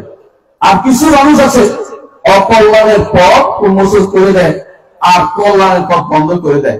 তিনি বলেছেন এরপরে তুমি হও, এই যুবক তুমি হও, এই ব্যক্তি তুমি হও। তুমি কি হবে? তুমি কল্যাণের দ্বার, কল্যাণের জোয়ার উন্মোচনকারী হও। সুতরাং আপনাকে আমাকে সবসময় কল্যাণের পথে এগিয়ে যেতে হবে, নতুন কোন পথে নতুন কোন পথ আপনি দেখাবেন না। রাসূলুল্লাহ সাল্লাল্লাহু আলাইহি সাল্লাম আমাদেরকে ঐক্য করতে বলছেন, একসাথে থাকতে বলেছেন। উম্মতে মুসলিমা পুরোটাই ঐক্যের মধ্যে ছিল। উম্মতে মুসলিমার ভাগটা কিভাবে হয়েছিল জানতে হবে। প্রথম কখন ভাগ হয় উম্মতে মুসলিমা কে বলতে পারবেন? আপনাদের মধ্যে অনেকেই জানেন। কারা প্রথম ভাগ করেছে উম্মতে মুসলিমা? খারেজিরা। উম্মতে মুসলিমা প্রথম ভাগ খারেজিরা করেছে। তারপরে কারা করেছে? শিয়ারা করেছে। তারপরে কারা করেছে? জাওয়ারিরা করেছে। তারপরে কারা করেছে? কাদারিরা করেছে। তারপরে কারা করেছে? আশারিরা করেছে, মাতুরিরা করেছে, মুতাজিলা করেছে, জাহামিয়া করেছে। এরা তো উম্মতে মুসলিমাকে ভাগ করে করে আলাদা করে নিয়েছে। যত ফেরকা তত ভাগ। উম্মতে মুসলিমা দুর্বল করার জন্য যত পারেন ভাগ করেন। এটা রাসা ইউরোপ আমেরিকার শয়তানগুলো, ইউরোপ আমেরিকার সবচেয়ে খারাপ লোকগুলো, স্বাস্থ্যবাদাগুলো এই ব্যাপারে একমত যে মুসলিম উম্মার মধ্যে যারা নিকৃষ্ট তাদেরকে সবসময় ভালো জায়গায় বসিয়ে দিবে, আপনাদেরকে সবসময় শাসিত বানাবে, এদেরকে শাসক বানিয়ে দিবে। এই জন্য আপনি দেখবেন সবচেয়ে নিকৃষ্ট লোকগুলি এত বছর শাসন করেছে। বাদশাহ আসাদের মতো ব্যক্তি কত বছর শাসন করেছে আপনি জানেন? কত বছর? বাপ বেটা মিলে 50 বছর শাসন করেছে। অথচ সে মুসলিম না, সে 5 আল্লাহ বিশ্বাস করত। আউযুবিল্লাহ। কয় আল্লাহ বিশ্বাস করত? 5 আল্লাহ বিশ্বাস করত। যেটা 5 আল্লাহ বিশ্বাস করতে একটা মুসলিম দেশের শাসক, তারা তার বিরুদ্ধে কোনো ব্যবস্থা নেয়নি, বরং তাকে থাকার জন্য, রাখার জন্য তারা সর্ব রকমের সহযোগিতা তারা করেছে তাকে রাখার জন্য। শেষ পর্যন্ত কোনো কারণে হয়তো তার সাথে মরমিলতা থাকতে পারে না, আলাদা কথা, কোনো কারণে তারা রাখতে পারে নাই, কিন্তু তারা কিন্তু চায় নাই কোনোদিন এই যারা ফেরকাদের এদের সুন্নির আহলে সুন্নাহ ওয়াল জামাত যারা আহলে হাদিস যারা ভালো মানুষ যারা এরা ক্ষমতা থাকুক, এরা কোনোদিন চাইবে না। আপনার জন্য এই জন্য ক্ষমতার পিছনে দৌড়ে লাভ নাই, আপনাকে দাওয়াতের পিছনে দৌড়াতে হবে। যে জিনিস আপনি রাখতে পারবেন না, ক্ষমতায় গেলেও আপনি 1 বছর পরে ছেড়ে দিতে হবে, অথবা 6 মাস পরে ছেড়ে দিতে হবে, ইতিহাস সাক্ষ্য দিচ্ছে। আপনাকে ওদের পিছনে না দেয়, এই জিনিসটার দিকে না দেবে, এমন কাজ করবেন স্থায়ী কাজ যা আল্লাহ এবং রাসূল আমাদেরকে নিতে দিয়েছেন। আমরা হচ্ছে উম্মতুদ দাওয়া, আমরা হচ্ছে উম্মতুদ দাওয়া। আল্লাহ তাআলা আমাদেরকে বলছেন ওয়ালতাকুম মিনকুম উম্মাতুন ইয়াদউনা ইলাল খায়র ওয়া ইয়া'মুরুনা বিল মা'রুফ ওয়া ইয়ানহাউনা আনিল মুনকার। আল্লাহ তাআলা আমাদেরকে নির্দেশ দিয়েছেন, উম্মতুদ দাওয়া করে দিয়েছেন। এই উম্মতুদ দাওয়া, দাওয়াতের উম্মত আমরা। সুতরাং দাওয়াতের উম্মত যেন বাইরের দিকে না যায়, দাওয়াতের মধ্যে সবসময় থাকে। তার চলা ফেরা, উঠা বসা প্রত্যেকটি কাজ হবে দাওয়াতের কাজ। সে উঠবে, চলবে, কিভাবে শিখবে? সে সকালবেলা থেকে সন্ধ্যা পর্যন্ত রাসূলুল্লাহ সাল্লাল্লাহু আলাইহি সুন্নতের উপর চলবে, আরেকজনকে বলে ভাই সুন্নতের মধ্যে থাকেন।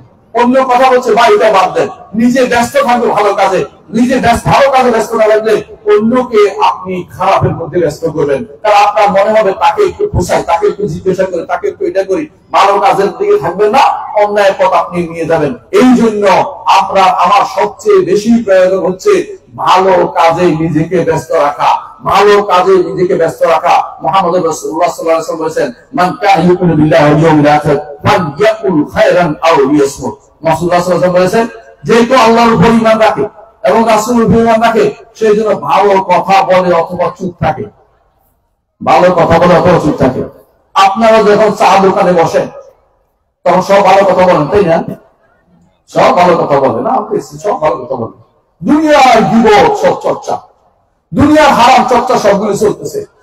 কার কি হয়েছে না হয়েছে মিথ্যা কথা। যদি দেখেন যে শরীয়তের বিধান হচ্ছে, যখন বুঝবেন যে এটা আমি জানি না, কারণ আমার এই বিষয়ে জ্ঞান নেই, জানতে হবে, শুনতে হবে। কিন্তু এরপর আপনি যদি না জেনে বলেন যে হায় রে কি বললো রে, এর অর্থ আর একটু আগুন লাগাই দিলেন, এটা ইসলামের শরীয়ত অনুমোদন করে না। এই জন্য আপনাকে জানতে হবে আপনার সমাজে আগুন যেটা নষ্ট করে সবচেয়ে বেশি, আপনাকে সবচেয়ে বেশি নষ্ট করে কোনটা? সবচেয়ে বেশি নষ্ট করে এই গীবত চর্চা এবং একে অপরের বিরুদ্ধে লেগে থাকা, একে অপরের বিরুদ্ধে নাম ধরে তার বদনামি করা, না জেনে কথা বলা, এগুলি শরীয়ত সবগুলি হারাম করেছে বহুত আগেই। এগুলি কিন্তু আমাদের সমাজে সবচেয়ে বেশি আছে। এইগুলিকে ইসলাম বলে, এগুলি বলে হারেকা, সম্পর্ক নষ্টকারী, হালাককারী, হালাক অত জবেকারী, ইসলামকে জবে করতে পারে, অর্থাৎ এটা দিয়ে জবে করে মানুষ একে অপরকে, এই সম্পর্ক নষ্ট করে। এটা একজনের কথা একজনের উপরে লাগিয়ে দেয়, ওইটার কথা ওইটা করে দেয়। দুই যুবকরা ভালো আছে, এর মধ্যে একজনকে শয়তান ঢুকিয়ে দেয়, শয়তান ঢুকে পুরো যুবক শ্রেণীটাকে নষ্ট করে দেয়। যুবকদেরকে বলছি, আপনি সাবধান হন যে কে আমাদের মধ্যে কোন শয়তানটা ঢুকলো যে আমাদের মধ্যে বিভেদটা তৈরি করে দিল। একটু দেখে নিন কোন শয়তানটা ঢুকলো যে আমাদের মধ্যে। আমরা মসজিদে যাইতাম আগে, এখন মসজিদে কেন যাচ্ছে না? আমরা মসজিদ মুখী ছিলাম, এখন মসজিদে কেন যাই না? আমার ভাই ছোট ভাই কেন মসজিদে যাচ্ছে না? মসজিদ 10 বছর এখন কেন বসি না? আলমদের 10 বছর এখন কেন বসি না? কোন শয়তানটা ঢুকছে এটা খুঁজে বের করে যথাযথভাবে এটাকে ট্রিটমেন্ট করতে হবে, নাহলে আপনার কিছু দেখতে পারবেন না। সমাজে আপনি একা ভালো থাকতে পারবেন না, সমাজে আপনাকে সবাইকে নিয়ে ভালো থাকতে হবে। দলিল মুহাম্মদ রাসূলুল্লাহ সাল্লাল্লাহু আলাইহি ওয়াসাল্লাম বলেছেন, তোমরা সৎ কাজের আদেশ দিবে অথবা অসৎ কাজে নিষেধ করবে, না হলে তোমরা সবাই ডুববে। কিরকম তিনি উদাহরণ দিয়েছেন, বলছেন কি করতে। তোমাদের উদাহরণ হচ্ছে এরকম, একটা জাহাজে উঠছে কেউ, নিচ তলায় কেউ জায়গা পাইছে, কেউ উপরের তলা, কেউ মাঝের তলা। এখন নিচে যারা আছে ওরা চিন্তা করলো উপরের লোকদেরকে মারাইয়া যাইয়া পানি আনতে কষ্ট হবে, আমরা একটা ছিদ্র করে দিই, ছিদ্র থেকে পানি বের করে ফেলবো, কি লাভ হবে? যদি কোনো এটা বাধা না দেন কি হবে জানেন তো? কিছুক্ষণ করে সবাই ডুবে মরবে। বুঝছেন তো?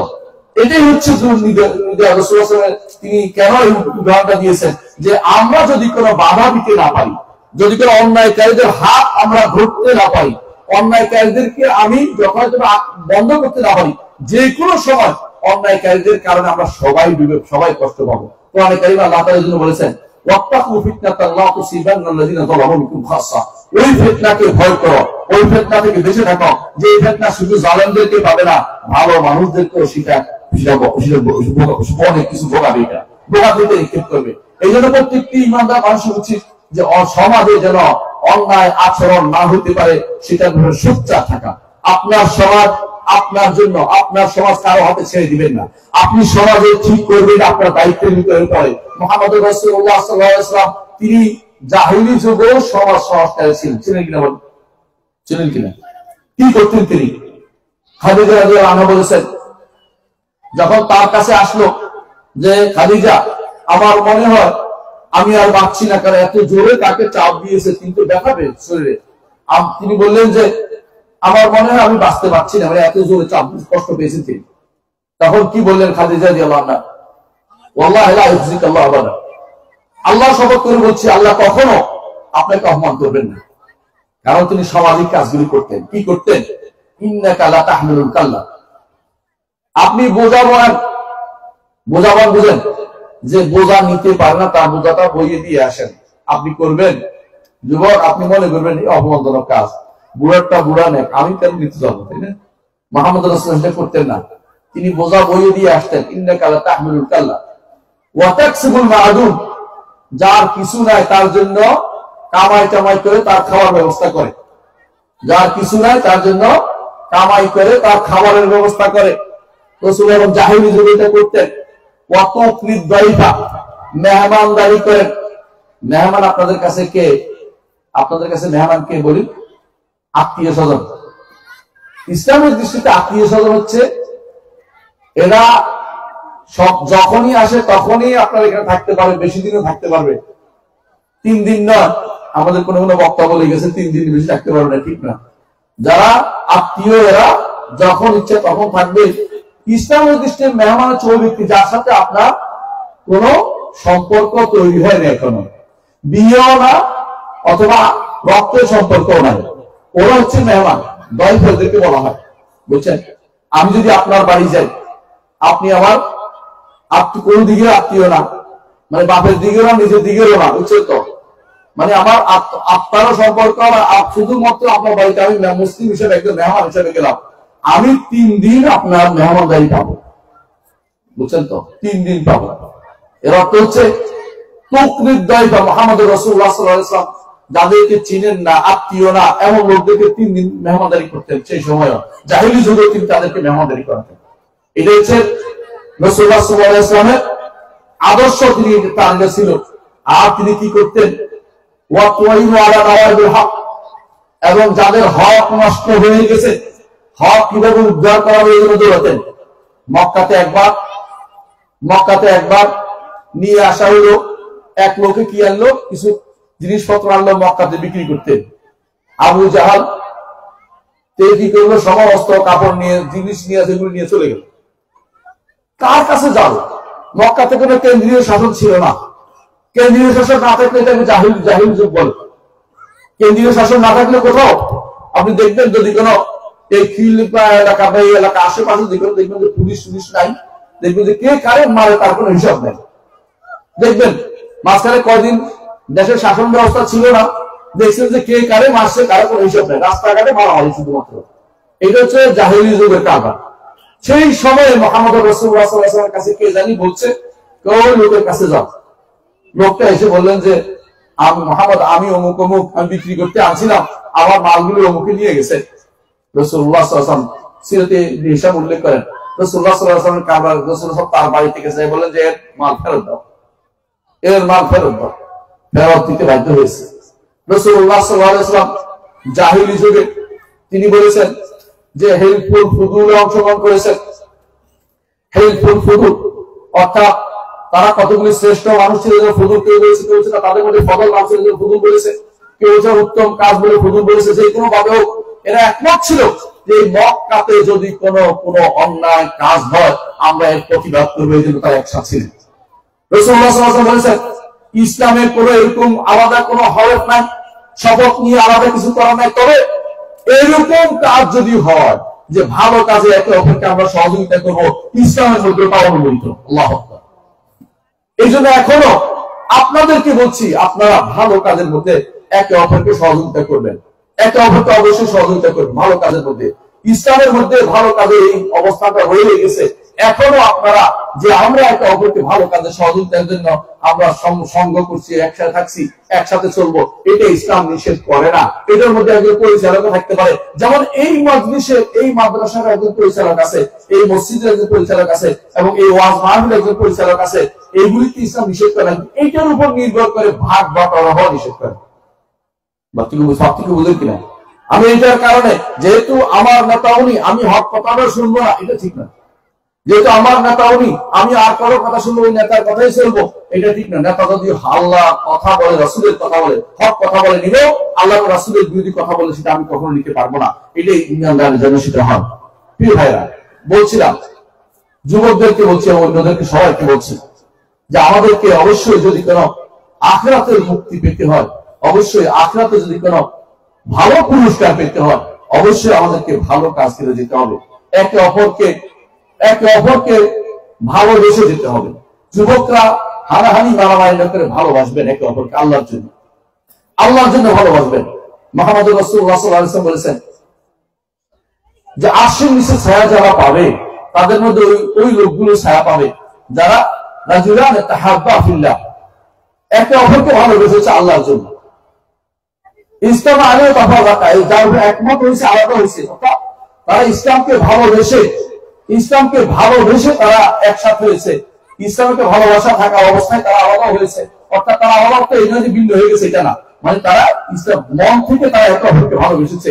এরকম অবস্থা যদি থাকে, তারা কি করবে? হাসরের দিন আরশের নিচে ছায়া পাবে, যেদিন আর কোনো ছায়া থাকবে না। এমনকি তা শুধু তাই নয়, রাসূলুল্লাহ সাল্লাল্লাহু আলাইহি ওয়াসাল্লাম বলেছেন এই ভালোবাসার কারণে তাদের জায়গা হবে আলা মানাবিরা মিন নূর, নূরের মিম্বরের উপরে তাদের জায়গা হবে। ইয়াবতুহুমুল আল-আম্বিয়া ওয়াস শুহাদা, নবী এবং শহীদরা তাদের দেখে গীতা করবে। এই গীতত্ব যে আনন্দ অনুভব করা, এই গীতত্ব এই নয় যে ওরা কেমন পাইলো আমরা কেমন পাইলাম না, এটা নয়। তাদের অবস্থান দেখে তারাও খুশি হবে, এটা হচ্ছে গীতার অর্থ। এখানে এটা অর্থ করেন না যে নবীদের থেকে উত্তম কেউ আছে, তা কিন্তু না। নবীরা হচ্ছে শ্রেষ্ঠ, নবী এবং শহীদরা সবচেয়ে শ্রেষ্ঠ। এদের থেকে উত্তম আর কেউ হতে পারে না।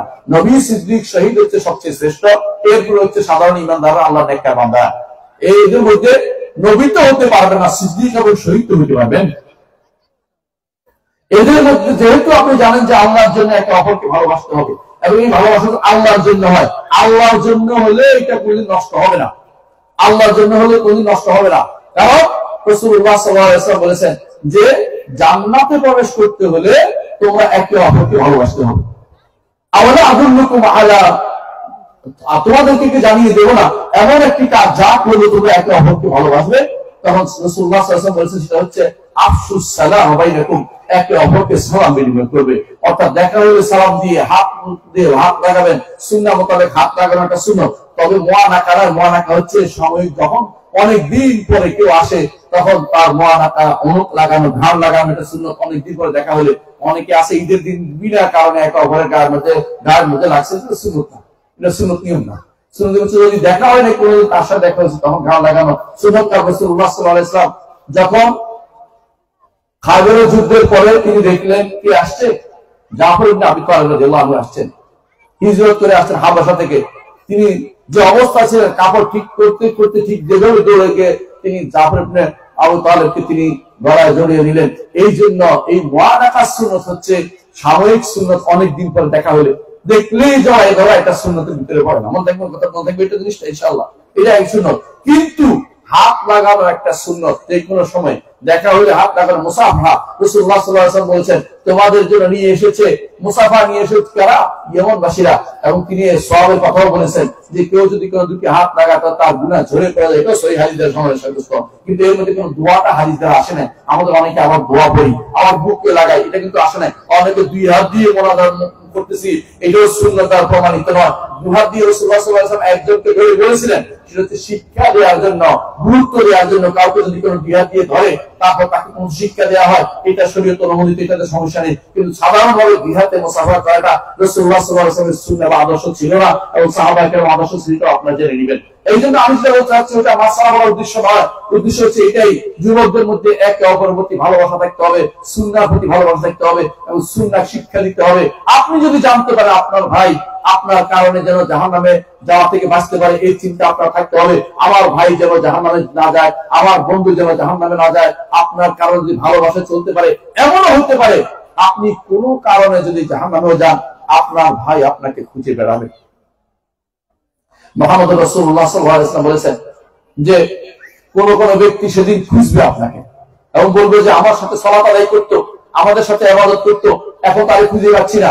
তখন তাকে অনুমতি দেওয়া হবে খুঁজে নেওয়ার জন্য, সে তার জন্য সুপারিশ করার অনুমতি সে পাবেন। সুতরাং আপনি দুনিয়াতে লাভবান হবেন, আখিরাতে লাভবান হবেন শুধুমাত্র আল্লাহর জন্য যদি একে অপরকে ভালোবাসতে পারেন। আর দুনিয়ার কোন স্বার্থের জন্য হয় তো স্বার্থহানি হলে শত্রু হয়ে যাবে, আল্লাহর জন্য হলে শত্রু হওয়ার কোন সুযোগ নাই। শত্রু হবে ওই সময় যখন আল্লাহকে ছেড়ে দিবে ওই ব্যক্তি, তখন শুধুমাত্র শত্রু হবে। কারণ মুহাম্মদ রাসূলুল্লাহ সাল্লাল্লাহু আলাইহি ওয়াসাল্লাম বলেছেন আল হুব্বু ফিল্লাহ ওয়াল বুগদু ফিল্লাহ, আল্লাহর জন্য ভালোবাসতে হবে, আল্লাহর জন্য ঘৃণা করতে হবে। আবু বকর ওমরের ভালোবাসা ছিল মুহাম্মদ রাসূলুল্লাহ সাল্লাল্লাহু আলাইহি ওয়াসাল্লামের জন্য ভালোবাসা, আল্লাহর জন্য ভালোবাসা।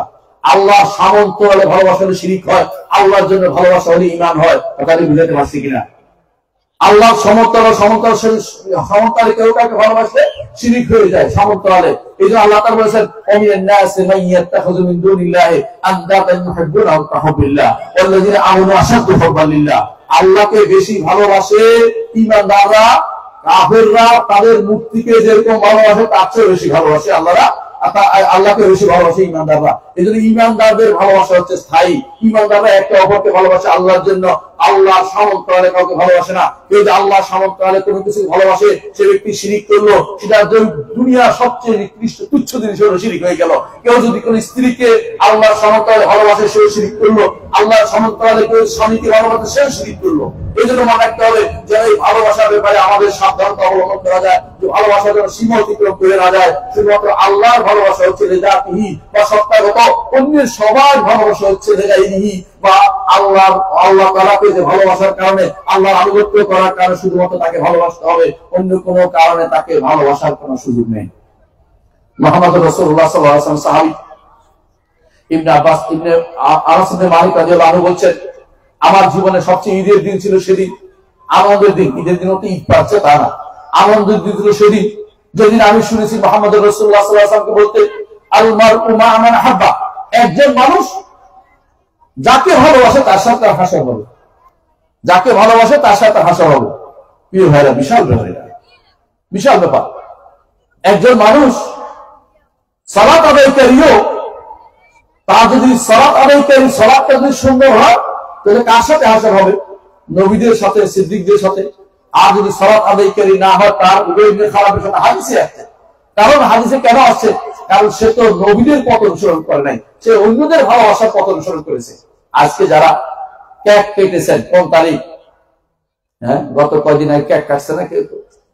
আপনাদের মধ্যে অনেকে কেক কাটছে। এই কেক কাটা কার ভালোবাসায় করছেন বলেন তো?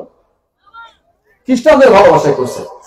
অনেকে আছে বাসার মধ্যে জন্ম দিবস পালন করতেছেন, কে শিখিয়ে দিল এটা আপনাকে? মুহাম্মদ রাসূলুল্লাহ সাল্লাল্লাহু আলাইহি ওয়াসাল্লাম আবু বকরের জন্য, ওমরের জন্য, ওসমানের জন্য কয়টা কেক কাটছিল জানেন? কয়টা কেক কাটছিল? হ্যাঁ, আপনি এখন কেক কাটাকাটি শুরু করে দিয়েছেন। আপনি এই ভালোবাসা করতে গিয়েছেন।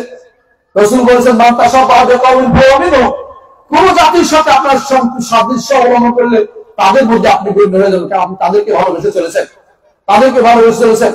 রাসূলুল্লাহ সাল্লাল্লাহু আলাইহি ওয়াসাল্লাম বলেছেন, যে ব্যক্তি সানা নাইরুজান, যে ব্যক্তি নওরুজ পালন করবে, ওমর জন্য বলেছেন, ওমর বলেছেন, যে ব্যক্তি নাইরুজান মাহাজান পালন করবে তাদের সাথে তাদের হাসর হবে। এর অর্থ হচ্ছে যে হাসরের ব্যাপারটা খুবই মারাত্মক জিনিস। যাকে ভালোবাসেন তার সাথে আপনার হাসর হবে। আপনি এখন কাকে ভালোবাসেন চিন্তা ভাবনা করবেন যে আমি কি মুসলিমদের কালচারকে ভালোবাসবো না কাফেরদের কালচারকে ভালোবাসবো।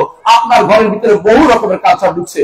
আপনি আচ্ছা বড় বাক্সটার মহব্বত থেকে নিজেকে মুক্ত করতে পারছেন?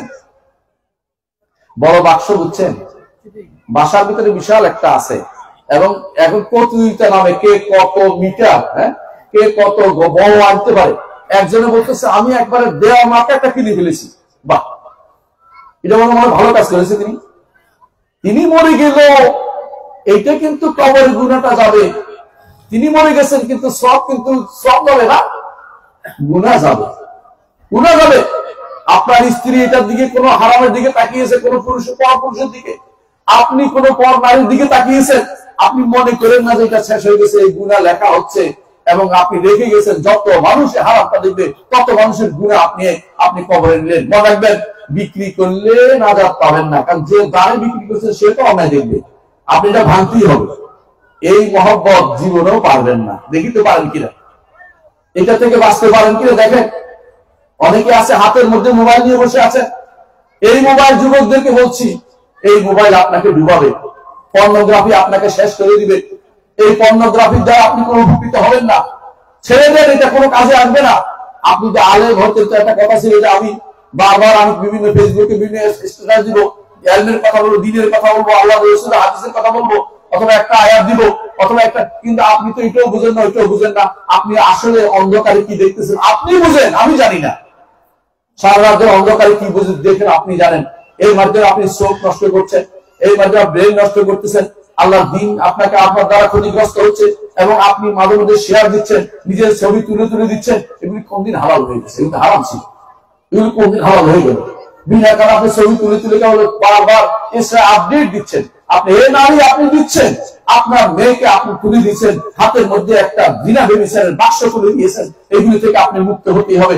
একজন মানুষ যাকে ভালোবাসে তার সাথে তার হাসর হবে। আপনি গুনাহকে ভালোবাসছেন, আপনার গুনাহের সাথে আপনার হাসর হবে। ভালো কিছু থাকতে পারবেন না। যারা যেটা আবিষ্কার করছে, আর কত হারাম আবিষ্কার করে আপনার হাতে তুলে দিয়েছে, আর যত হারামের কারখানা আপনার হাতে তুলে দিয়েছে, আপনি সেগুলি নিয়ে গর্ব করছেন। আমার পরিবারের এলাকা, আমি বলে কেউ বলে আমি তো ওয়াইফাই যোগ করে দিয়েছি। হ্যাঁ, ঘরের ভিতরে ওয়াইফাই যোগ করে দিয়েছে। ওয়াইফাই মানে কি জানেন? আপনার ওয়াইফাই মানে হচ্ছে শয়তানের আখড়া করে দিয়েছেন। ওয়াইফাই এগুলিতে হারাম বন্ধ করার কোনো উপায় নাই। এমনকি আমরা মাঝে মধ্যে ইচ্ছা এগুলি পরিত্যাগ করে সবকিছু দিয়ে বেরিয়ে আসি। কারণ চিন্তা করছি অন্য সময় যে এর মাধ্যমে আমি একটা যুদ্ধ করতেছি এই বাতিলের বিরুদ্ধে, নাহলে আমরা বহু আগে এগুলি ছেড়ে দিতাম। এগুলি ফাতনা ছাড়া করে দিচ্ছি না। যেমনি ছেড়ে দিয়েছি টিভি অনুষ্ঠান করি না। আমরা টিভি অনুষ্ঠান করে আসি, এরপরে পিছনে কি বাজায়? হ্যাঁ, আসার পর থেকে শুরু হয়ে গান। আমার 10 মিনিটের জন্য এটা হালাল করে ফেললাম নাকি আমি? আব্দুল্লাহ জাহাঙ্গীর রহমতুল্লাহ আলাইহি বলতেন, সুন্দর কথা বলছেন একটা। তিনি বলছেন, যখন গাড়িটা রওনা হয় ইয়া থেকে, চট্টগ্রাম থেকে, তখন কি সুন্দর সূরা ইয়াসিন, মনে করে ইয়াসিনের বিশাল ফজিলত, সূরা ইয়াসিন তেলাওয়াত হয়, বুঝছেন তো? শেষ হইতে দেরি, সঙ্গে সঙ্গে জুন্নুর শুরু হয়ে গেছে, মানে গান শুরু হয়ে গেছে। আর যখন লালন শাহ পার হয়, তখন লালনের গান দিয়ে শেষ করে, বুঝছেন তো? বাঙালির চরিত্র এরকম, সবই চলে, এটাও চলে, এটাও চলে, এটাও চলে। তিনি এই জন্য বলেছেন, যখন বলছে একদিকে ধর্ম নিরপেক্ষতা আর একদিকে বিসমিল্লাহ, তিনি বলছেন এতদিনে বাঙালি তার একটা আসল নিজের চরিত্র মতো একটা সংবিধান পেয়েছে, বুঝছেন তো? তার চরিত্র এরকম যে কিছুক্ষণ এটা সবই হালাল, কোনো সমস্যা নাই। বাঙালির চরিত্র হচ্ছে এটা, এখনো একই অবস্থায় রয়েছে, এর মধ্যে কোনো পরিবর্তন আমরা দেখতে পাচ্ছি না। আল্লাহর কাছে দোয়া করি আল্লাহ যেন পরিবর্তন করে, আমিন।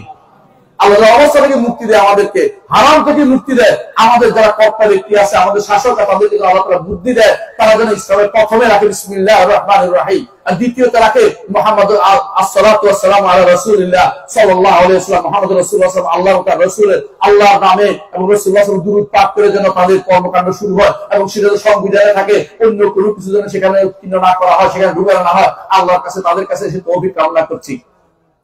মানুষ যাকে ভালোবাসে তার সাথে তার হাসাভাবে বলছিলাম। আনাস রাদিয়াল্লাহু বলছেন, যেদিন আমি এই হাদিস শুনেছি সেদিন আমি সবচেয়ে বেশি আনন্দ পেয়েছি, কারণ আমি রাসূলুল্লাহ সাল্লাল্লাহু আলাইহি ওয়াসাল্লামকে ভালোবাসি, আমি আবু বকরকে ভালোবাসি, আমি ওমরকে ভালোবাসি, আমি চাই তাদের সাথে আমার হাসর হবে। আল্লাহু আকবার। আপনি কাকে ভালোবাসছেন এটা প্রমাণিত হবে, মুখের কথা কোনো কিছু যায় আসে না। ভালোবাসার জিনিসটা প্রমাণ হয়ে যায়, ভালোবাসা প্রকাশ পেয়ে যায়, ভালোবাসা গোপন রাখতে পারে না। ভালোবাসার বিষয়টি স্পষ্ট হয়ে যায় কিছুক্ষণের মধ্যে, কে কাকে কিভাবে ভালোবাসছে তার কর্মকাণ্ডের মধ্যে প্রকাশ হবে, তার চিন্তা চেতনা প্রকাশ হবে, সে কি করেছে সেটা প্রকাশ হবে। আপনি আল্লাহকে ভালোবাসেন বলেন, রাসূলের মহব্বতে আপনি বিশাল তোরণ নির্মাণ করেন। আবার কোথাও দেখা যায় সাইয়্যিদুল আইয়াদ শরীফ। আমাদের দেশে দুইটা বড় ধরনের বিদআত চালু হয়েছে, একটা হচ্ছে দেওয়ানবাগি, একটা হচ্ছে রাজারবাগি। এগুলির বিরুদ্ধে কেউ কোনো কথা বলে না। দুর্ভাগ্য, এগুলো আপনাদের আশেপাশেই থাকে, এগুলি আপনাদের খুব কাছেই থাকে, এগুলির লোকেরা আশেপাশে অবস্থান করে। এই লোকগুলি সবচেয়ে বেদাতি, বড় ধরনের বেদাতি। এগুলি দেখুন লাঠি সোটা নিয়ে রাস্তার মধ্যে দাঁড়িয়ে আছে, বিভিন্ন সময় রাজারবাগ দিয়ে যান, দেখবে যে রাজারবাগ আমার শরীফ, রাজারবাগ বলে শরীফ, রাজারবাগ শরীফ বলে কেমনি, রাজারবাগ তো রাজারবাগের জায়গার নাম। শরীফ মানে কি? শরীফ মানে কি? মক্কা মদিনাও ভালো, আর এরা তো শরীফ হয়ে গেছে। মক্কা শরীফ মদিনা শরীফ, এদের তো শরীফ। এমনিতে শরীফ কোথাও নাই। মক্কাতুল মুকাররমা, মদিনাতুন নববী, এটা হলো নিয়ম। না বলে শরীফ শব্দই বলছে, এটাও শরীফ হয়ে গেছে। সিনা শরীফ, সর সিনা, আবার চর মোনাই, আবার এরকম বহু শরীফের অভাব নাই। বাইবি শরীফ, অমুক শরীফ, বাংলাদেশের শরীফের কোনো অভাব নাই। এগুলি সবই হচ্ছে পথভ্রষ্টতার পথ। আপনি বুঝতে পারেন ঈমান আমল তাদের ভালোবাসার কথা বলে। মুহাম্মদ রাসূলুল্লাহ সাল্লাল্লাহু আলাইহি ওয়াসাল্লামের জন্য কেউ বলে যে 365 দিন, ঈদের দিনও 365 ঈদের দিন, বুঝছেন তো? আল্লাহ আমাদের কাছে ঈদের 2 দিন, 365 দিন। অথচ দেখেন তাদের কাছে আল্লাহ এবং রাসূলের ভালোবাসা বলতে এটা বোঝায় বেদাত চালু করে তাদের কাছে তাদের ভালোবাসার জিনিস। এই জন্য ভালোবাসার যে ব্যক্তি সত্যিকার ভালো তার কর্মকাণ্ডে প্রকাশ পাবে, সে সুন্নতের উপর কোনো কম্প্রোমাইজ করবে না। আর আমরা এখন আকীদার উপরে কম্প্রোমাইজ করা শুরু করে দিয়েছি, আকীদার বিষয়ে আলোচনাই করি না। আপনি চোখের সামনে দেখতে পাচ্ছেন কিছু মানুষ আকীদার লুকোচুরি করছে। আপনার ওয়াজের মধ্যে আকীদার কথা আসে না, ওয়াজের মধ্যে বিশ্বাস ঠিক করার কথা আসে না। কারণ বিশ্বাসের কথা বলে যদি ভাগ হয়ে যায়, হাজার হাজার মানুষ আমাকে বিভিন্ন ভাবে সমর্থন করে। এখন যদি আমি আকীদা বিশ্বাস ঠিক করতে বলি, তাহলে আমার আর কেউ সমর্থন করবে না। লাখ লাখ মানুষ একত্র হতে পারে, কিন্তু আকীদার কথা বললে মানুষ ভাগ হয়ে যাবে। আকীদার কথা কেউ মুখ দিয়ে একটা শব্দ বের করে না, সুন্নাহর কথা কেউ বের করে না, বেদাতের বিরুদ্ধে কথা সোচ্চার করে না। এই মানুষগুলো কাকে ভালোবাসে এটা জিজ্ঞাসার বিষয়। তারা ভালোবাসছে হাওয়াকে, প্রবৃত্তিকে, তারা ভালোবাসছে দুনিয়া নাম ডাককে ভালোবাসছে। বেশি মানুষ আমার অনুসারী হোক, বেশি মানুষ অনুসরণ করলে কোন হেদায়েতের পথ দেখবে না। আল্লাহ তাআলা কোরআনে কারীমে বলেছেন, ওয়া ইন তুতি আকসারা মান ফালাদিল্লুকা আন সাবিলিল্লাহ। দুনিয়ার বুকে বেশি মানুষ অনুসরণ করলে তারা আপনাকে পথভ্রষ্টতা দিয়ে নিয়ে যাবে। মুহাম্মদ রাসূলুল্লাহ সাল্লাল্লাহু আলাইহি ওয়াসাল্লাম বেশি মানুষ চাননি, কিন্তু কোয়ালিটি চেয়েছেন, কোয়ান্টিটি চাননি। কোয়ালিটি চেয়েছেন, কোয়ান্টিটি চাননি। আল্লাহ তাআলা তাকে বারবার সাবধান করেছেন, মুহাম্মদ রাসূলুল্লাহ সাল্লাল্লাহু আলাইহি ওয়াসাল্লামকে সাবধান করেছেন। আপনি খেয়াল করেছেন কি বলেছেন? ওয়া মা আলাইকা আল্লা ইয়াযাক্কা ওয়া আম্মা মান জাআকা ইয়াসা ওয়া হুয়া ইয়াখশা আনতা আন তালাহা আবাসা ওয়া তাআল্লা। আব্দুল্লাহ ইবনে উম্মে মাকতুম রাদিয়াল্লাহু আনহু তিনি রাসূলের কাছে একটা প্রশ্ন জিজ্ঞাসা করতে আসছেন। এমন সময় রাসূলের দরবারে দেখছেন যে সেখানে বিশাল এক কাফের বাহিনী বসে আছে। কি জন্য? রাসূল তাদেরকে চেয়েছেন যে কিছু কথা বলে ইসলামের দিকে আহ্বান করা যায় কিনা। কিন্তু এজন্য যখন আব্দুল্লাহ ইবনে উম্মে মাকতুম রাদিয়াল্লাহু আনহু প্রশ্ন জিজ্ঞাসা করতে চেয়েছেন, রাসূল তার দিকে ফিরে গুরুত্ব দিলেন না। অন্যদিকে ফিরেন যে এরা পরও প্রশ্ন করতে পারে। উদ্দেশ্য ছিল এটাই কি ইমানদার, পরও করতে পারে। এখন আমার বেশি দরকার হেদায়েতের দিকে নিয়ে আসবো। আল্লাহ তাআলা কি আয়াত নাযিল করলেন দেখছেন? আবাসা ওয়া তাআল্লা আন জাআল আমা, অন্ধ এসেছে বলে আপনি রুকুসি করলেন। অর্থাৎ এই অর্থ কি রাসূলুল্লাহ সাল্লাল্লাহু আলাইহি ওয়াসাল্লামকে কেন এটা বোঝানোর উদ্দেশ্য দেখেন, ওয়া মা ইউদরিকা লাআল্লাহু ইয়াযাক্কা, আপনাকে কে জানাবে যে এটা তো হয়তো সে পবিত্র হবে। এই ব্যক্তি যে অন্ধ লোকটি আসছে সে পবিত্র হবে।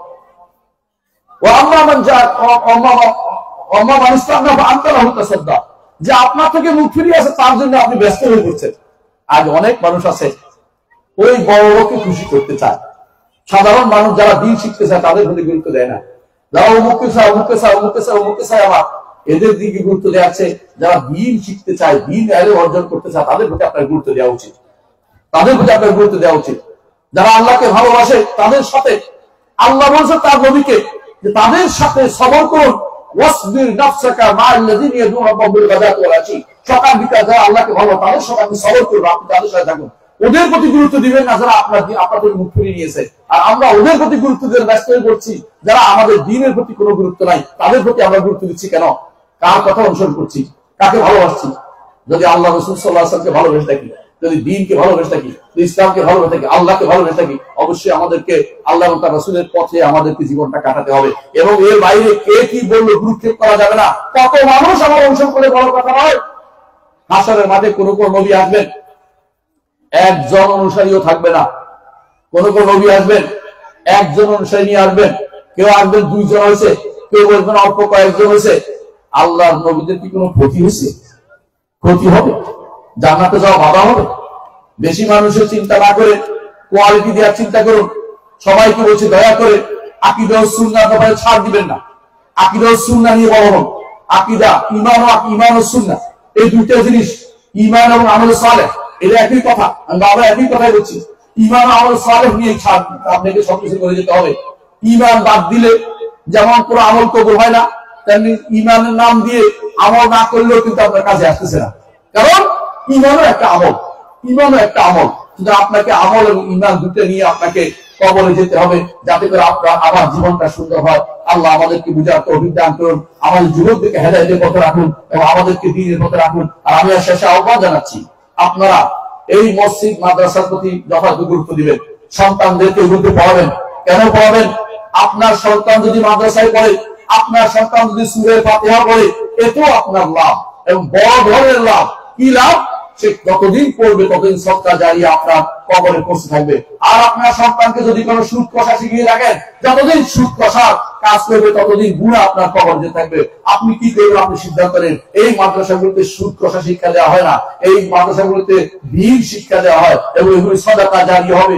আখিরাতের জীবনে আপনি পাবেন। যেদিন আপনার এমন একটা নেকি প্রয়োজন হবে, সেদিন আপনার সন্তান থেকে সেগুলি আপনার কাছে যাবে। মুহাম্মদ রাসূলুল্লাহ সাল্লাল্লাহু আলাইহি ওয়াসাল্লাম বলেছেন, একজন দেখবে তার আমলনামায় বিশাল বিশাল ইয়াজুব হয়েছে, আমল যোগ হয়েছে। সে বলবে এগুলো কোত্থেকে আসলে আমি করি নাই। তখন বলা হবে মিন ইস্তিগফার ওয়া রাদিকালা, তোমার সন্তান তোমার জন্য ইস্তিগফার করেছিল, এগুলো তোমার জন্য দেওয়া হয়েছে, ক্ষমা করে দেওয়া হয়েছে। এই জন্য সন্তানের আমলও আপনার আমলনামায় যুক্ত হবে, ক্ষমাও আপনার ক্ষমায় যুক্ত হবে, হাসরের দিন আপনার জন্য যুক্ত হবে। এই ক্ষমা চাইলে এই জন্য আপনার জন্য লাভ আর লাভ, কোনো ক্ষতি নাই। এই মাদ্রাসাগুলোকে যথাযথ রক্ষা করবেন, যথাযথভাবে এগুলিকে কেয়ার করবেন এবং এগুলিকে আপনার জীবনে সম্পদ মনে করবেন এবং এমন সম্পদের সম্পদ আপনার কোনদিন শেষ হবে না। আল্লাহ আমাদের বুঝার তৌফিক দান করুন। সুবহানাকাল্লাহি ওয়া বিহামদিকা আশহাদু আল্লা ইলাহা ইল্লা আনতা আস্তাগফিরুকা ওয়া আতুবু ইলাইক। আসসালামু আলাইকুম ওয়া রাহমাতুল্লাহি ওয়া বারাকাতুহু।